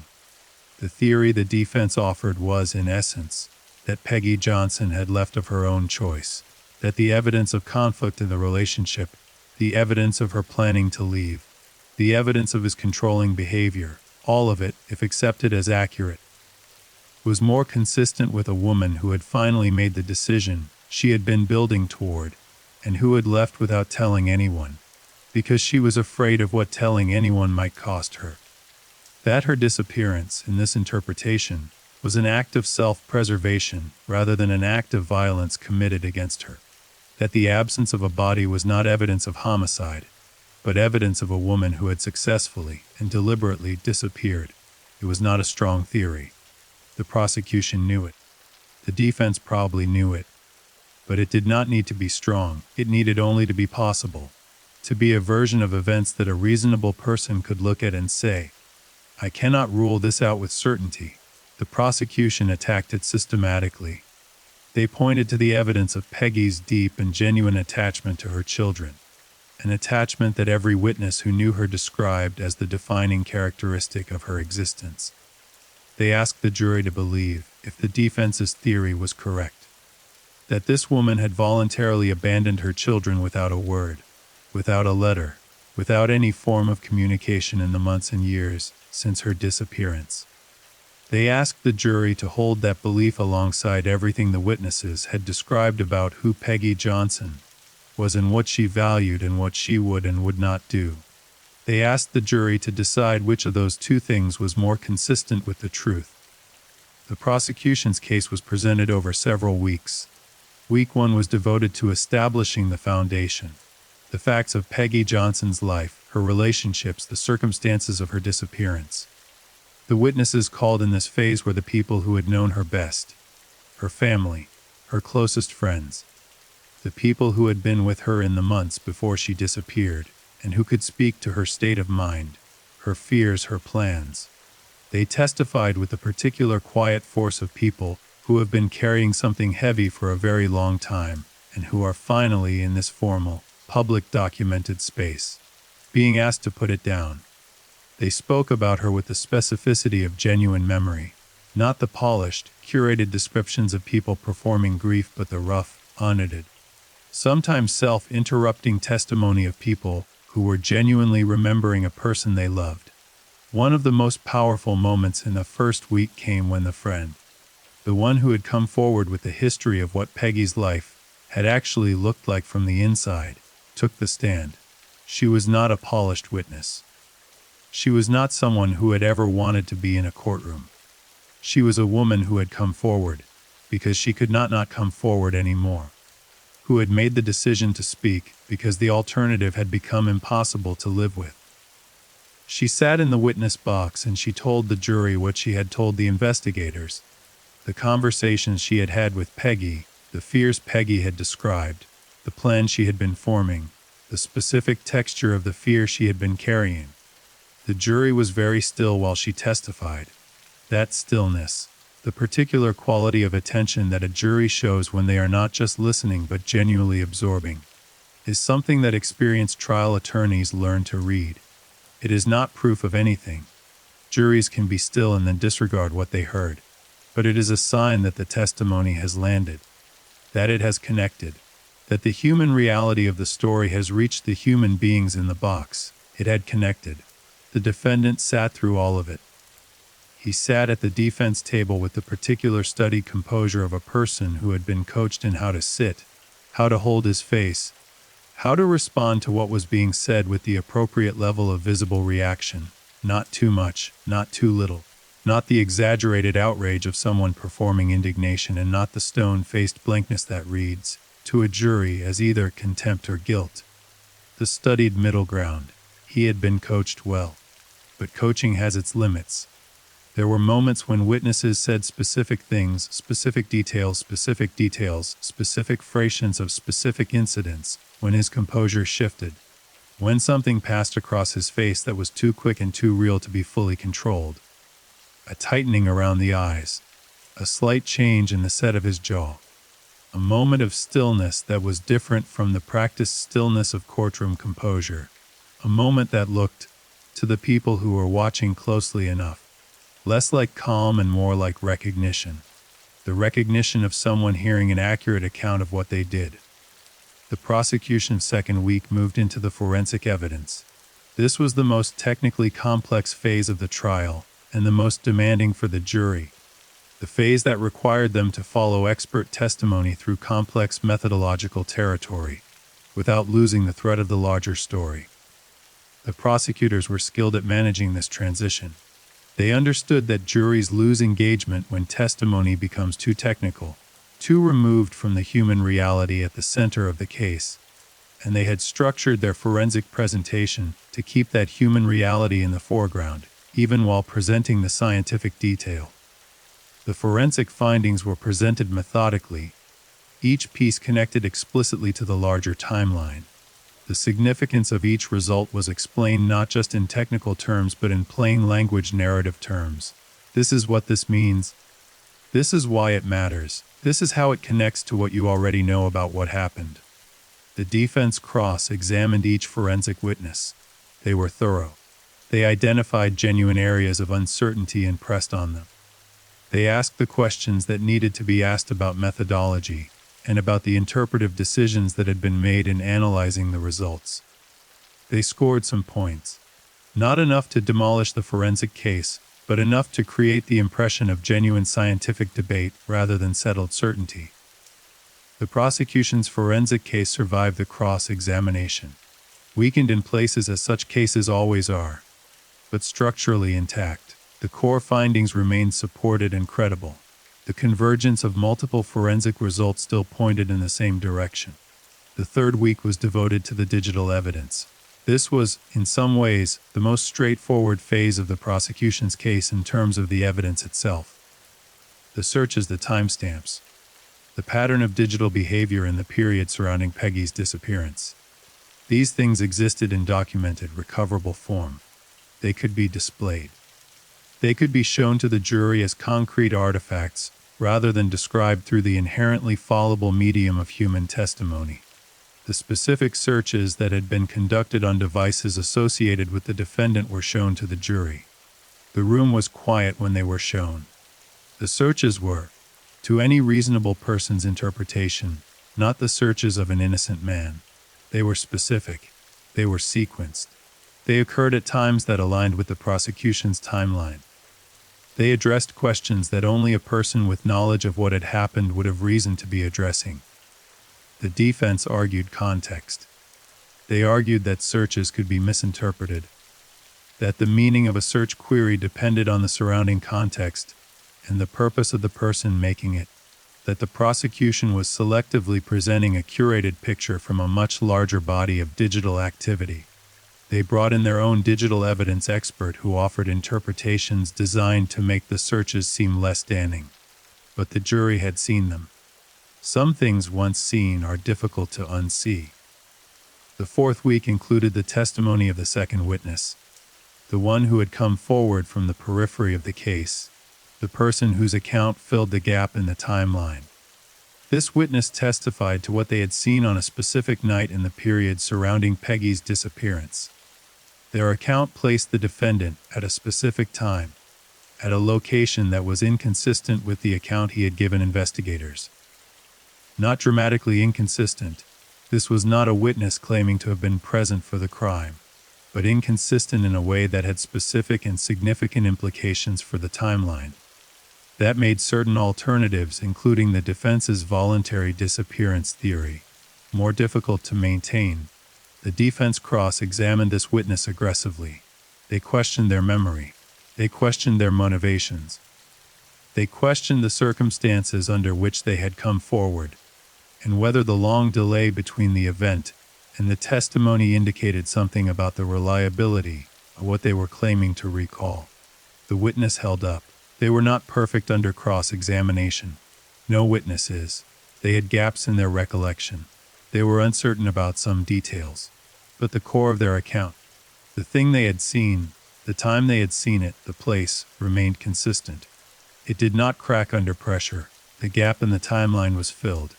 There was also a piece of evidence, a physical piece, recovered through the extended investigation in a location that had been searched earlier and revisited later, that deserves particular attention. The recovery of physical evidence in the later stages of an investigation is not unusual. It happens because search patterns expand, because new information directs investigators to locations that were previously overlooked, because the natural environment changes over time in ways that reveal things that were once concealed, because a body or an object that was hidden well enough to survive initial searches is not always hidden well enough to survive indefinitely. The physical evidence that was recovered was not, in isolation, conclusive, but it was significant. It was consistent with the prosecution's theory of what had happened and inconsistent with the defense's theory. It connected through forensic analysis to the victim and to the defendant in ways that the defense found very difficult to address without appearing to deny the obvious.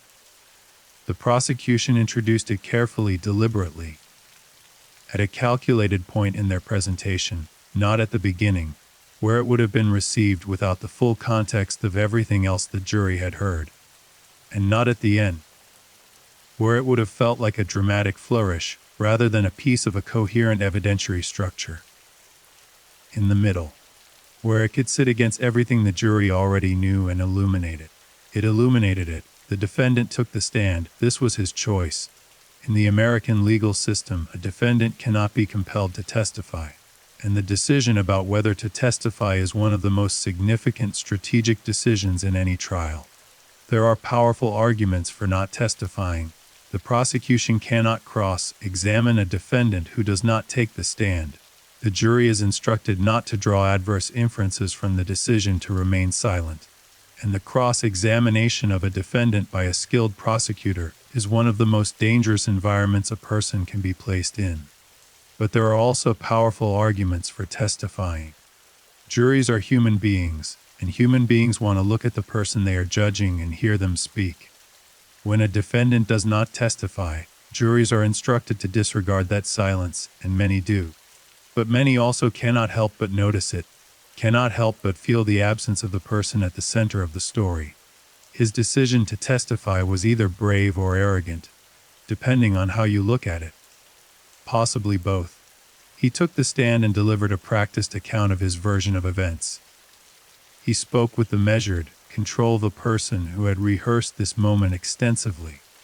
He was not the most natural public speaker, but he was credible in the specific, limited way of someone who is prepared thoroughly, answering questions with appropriate detail, not volunteering information beyond what was asked, maintaining the emotional register that had been recommended to him. He described Peggy. He spoke about her in terms that were, on the surface, warm and specific. He used her name. He described their relationship in terms that acknowledged difficulty. He was smart enough to understand that denying the existence of any conflict would be immediately contradicted by the witness testimony the jury had already heard. But that framed the difficulty in terms of mutual struggle, of a relationship that had its challenges as all relationships do, but that had not contained what the prosecution was alleging. He denied what the prosecution was alleging. He said it clearly and without apparent hesitation. He said he had not harmed her. He said he did not know what had happened to her. He said that the evidence against him was a collection of coincidences and misinterpretations being assembled into a story that was not true. And then the prosecutor stood up. The cross-examination of the defendant was one of the moments that people who were present in the courtroom would describe afterward as defining. Not because it was operatic. Not because it contained a dramatic breakdown or a shouted confession or any of the moments that courtroom drama has trained us to expect. Real cross-examination rarely works that way. Real cross-examination works through accumulated pressure, through the deliberate, relentless surfacing of inconsistency after inconsistency until the weight of the contradictions becomes impossible to manage. The prosecutor began with the timeline. She walked him through it step by step, asking him to confirm the account he had given and then, at precisely chosen moments, introducing the evidence that contradicted it. She did not argue with his answers. She did not react to them. She simply followed each contradiction with the next question, allowing the inconsistencies to accumulate without giving him the target of her visible skepticism to push against. It is harder psychologically to defend against a prosecutor who is not visibly attacking you than one who is. When the attack is visible, you can respond to it directly. When it is methodical and neutral and proceeds without apparent emotional investment, you are left with no adversary to resist, only the steady, relentless uncovering of the things that don't add up. He became less comfortable as the cross-examination progressed. It was subtle, but it was visible. The controlled effect that had characterized his direct examination began to fray at the edges. His answers became slightly less precise, slightly more elaborate, the elaboration of a person who is trying to fill in the spaces that the questions are exposing. His pauses lengthened. He began, occasionally, to redirect, to answer slightly different questions from the ones that had been asked, in the hope that the redirection would take him somewhere safer. The prosecutor did not follow him into the redirections. She brought him back. Every time, she brought him back to the specific question she had asked and required him to answer it. And the specific questions she had asked did not have good answers. Not for him. Not anymore. The phone records came, the searches came up, the testimony of the friend came up, and the testimony of the second witness came up, and the physical evidence came up, And each time these things came up, they were placed directly against his account, and the jury was able to see, in real time, the gap between what he had said and what the evidence showed. He did not confess.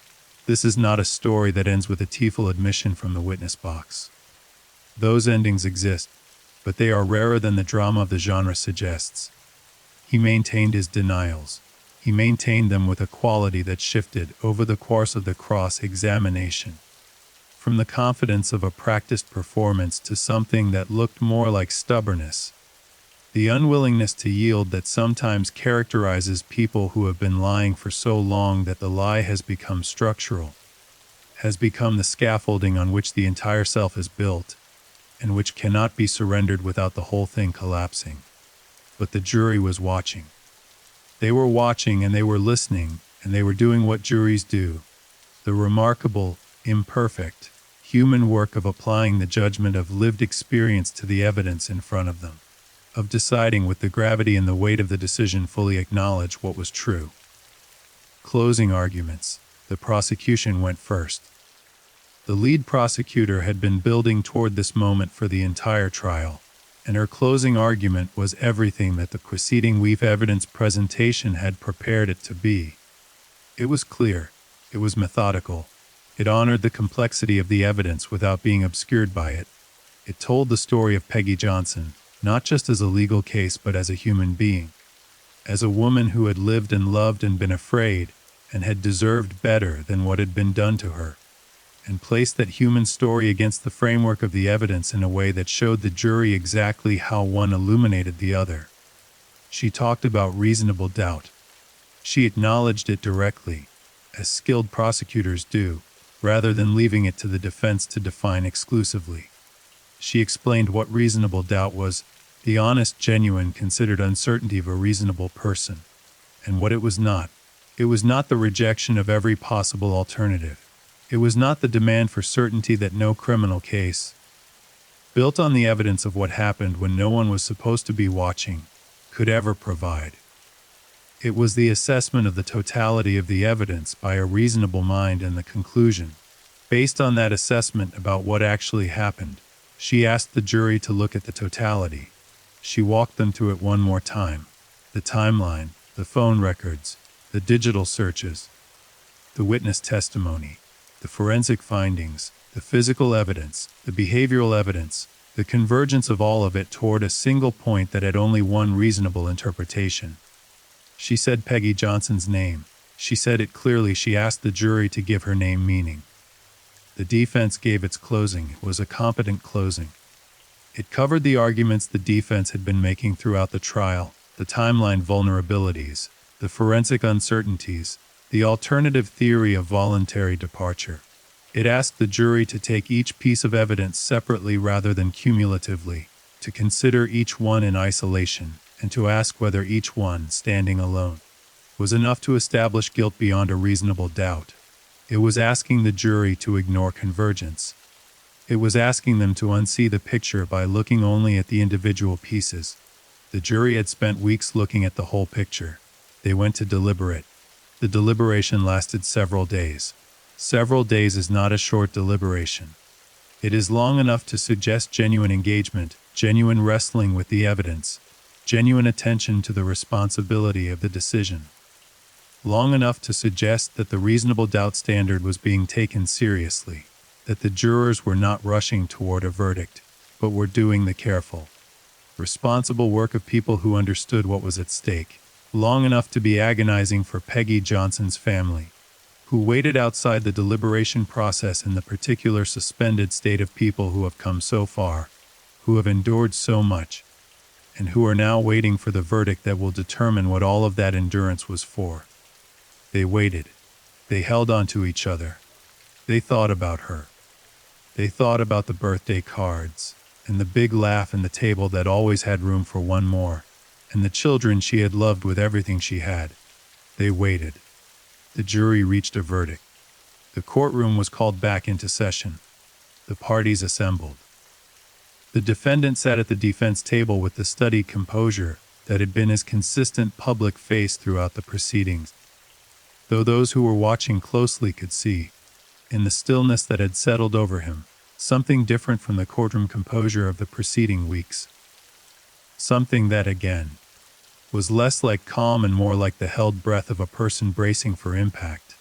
The verdict form was passed from the jury foreperson to the clerk to the judge. The judge read it, guilty. The word landed in the courtroom the way such words land, with a weight that is both enormous and strangely quiet. There is no explosion of feeling in these moments, or at least not the explosion that the movies suggest. There is more often a kind of compressed release. A sudden change in the quality of the air, as though the room has been holding its breath for a very long time, and is only now allowing itself to exhale. Peggy Johnson's family heard the word. Some of them wept. Some of them sat very still, their faces doing the complicated work of processing a moment that contained too many emotions to be processed all at once, grief and relief and vindication and the specific, terrible knowledge that the verdict, while everything they had fought for, could not give them back what they had lost. It could not give them back Peggy. Nothing could give them back Peggy. The verdict was justice in the legal sense. It was the declaration that a wrong had been done, and that a specific person was responsible for it, and that the machinery of law had found and named and confirmed that responsibility. It was the culmination of everything, of the investigation and the witness testimonies, and the forensic work, and the friend who had come forward, and the second witness who had finally spoken, and the family that had refused to let the case go cold. It was everything they had fought for, and it was not enough.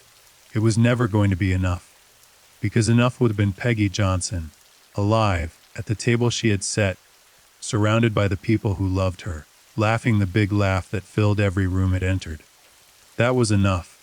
That was the thing that had been taken.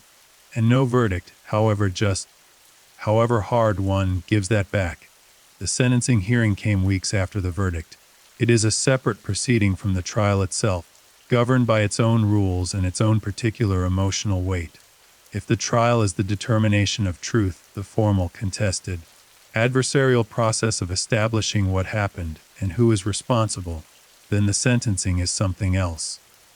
It is the moment where the law attempts to answer the question that follows from the truth, the question of consequence, of what happens now, of what the determined and declared wrong demands in return. Both sides prepared statements. The prosecution presented the case for the maximum available sentence. They spoke about the nature of the crime, not just what had been done but how it had been done, the deliberateness of it, the sustained effort to conceal it, the years of suffering that the concealment had imposed on the family of the victim. They spoke about the children, about what had been taken from them, about the particular cruelty of a man who had deprived children of their mother, and then spent years looking those children in the eye, while performing the role of an innocent man wrongly touched by tragedy. The defense presented mitigation. They spoke about their client's background, about factors in his history that they argued bore on the question of culpability, about the possibility of rehabilitation. They made the arguments that defense attorneys make at sentencing, because it is their job to make them, and because the system requires those arguments to be heard. And then Peggy Johnson's family spoke. The victim impact statements were the truest thing in the courtroom that day. They were not polished. They were not structured with the careful rhetorical architecture of the legal arguments that had preceded them. They were the raw, specific, unmediated words of people who had lived inside the loss, who had gotten up every morning in a world that was missing someone essential, and had found ways to keep getting up day after day, through the grinding weight of an absence that does not diminish the way ordinary grief diminishes, but that becomes instead a permanent feature of the landscape, something you learn to navigate around rather than something that heals. They spoke about her. They spoke about the specific, irreplaceable things that only she had brought into their lives, the things no one else could replicate, the things that were simply gone now permanently and entirely because she was gone. They spoke to the defendant directly in some cases, looked at the man sitting at the defense table and said, in their own words, what they needed him to hear. Not in the hope that he would be moved by it, perhaps past that hope, but because the saying of it was for them, not for him. because the naming of what had been done was an act of preservation, a way of insisting that the thing that had been taken had value, had weight, had a realness that no verdict and no sentence could fully capture, but that could at least be declared. The children spoke last. What they said was private in the deepest sense, the kind of words that belong to the people who speak them, and to the person they are addressed to and to no one else. I will not recreate them here. I will only say that the courtroom, which had maintained through weeks of proceedings the particular controlled formality of a legal space, was not controlled anymore. The people in it, the attorneys, the investigators, the journalists, the members of the public who had followed the case, were simply human beings in the presence of children's grief. And there is nothing in the world that reaches past professional distance more completely than that. The judge sentenced him to the maximum available term. He was led from the courtroom. He did not speak. He had been given the opportunity to address the court before sentence was passed, and he had declined it. This, too, was noted, the final, consistent silence of a man who had spoken at length when he believed speaking served him, and who had nothing to say now that it did not. The doors closed behind him. The aftermath of a case like this one is long and complicated, and does not resolve neatly.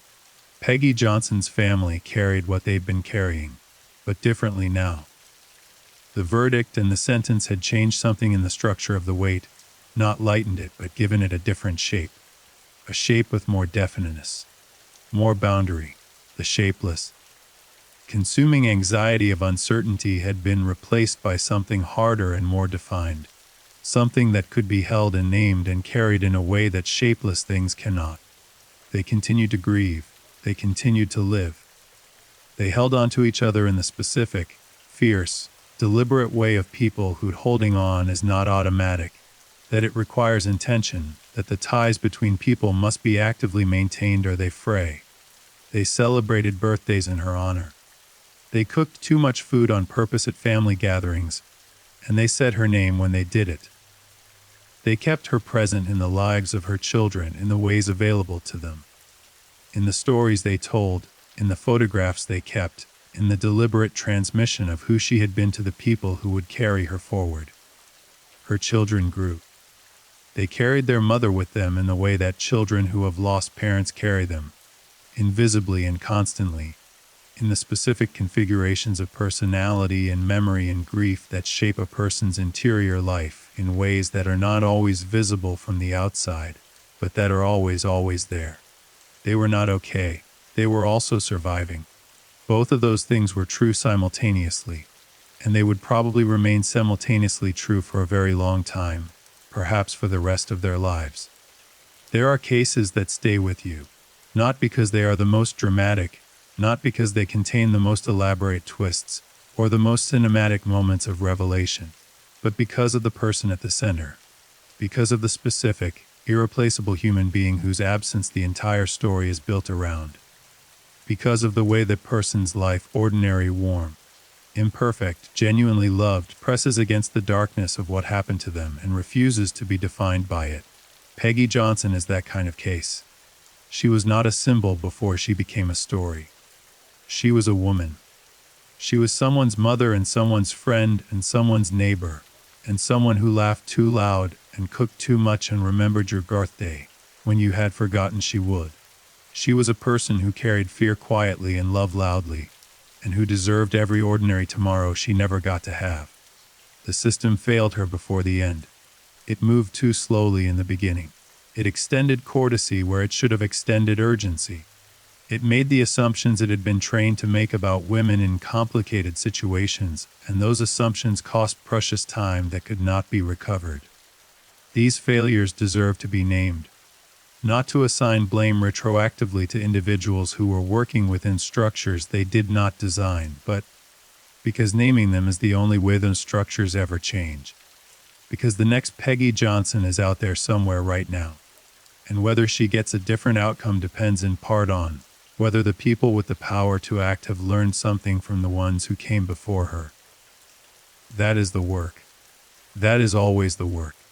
Not just to find justice for the ones already lost, but to build something better for the ones not yet in danger. to take the weight of these stories and use it as pressure against the habits and the silences and the institutional failures that allow them to happen. Peggy Johnson deserved better. Her children deserved better.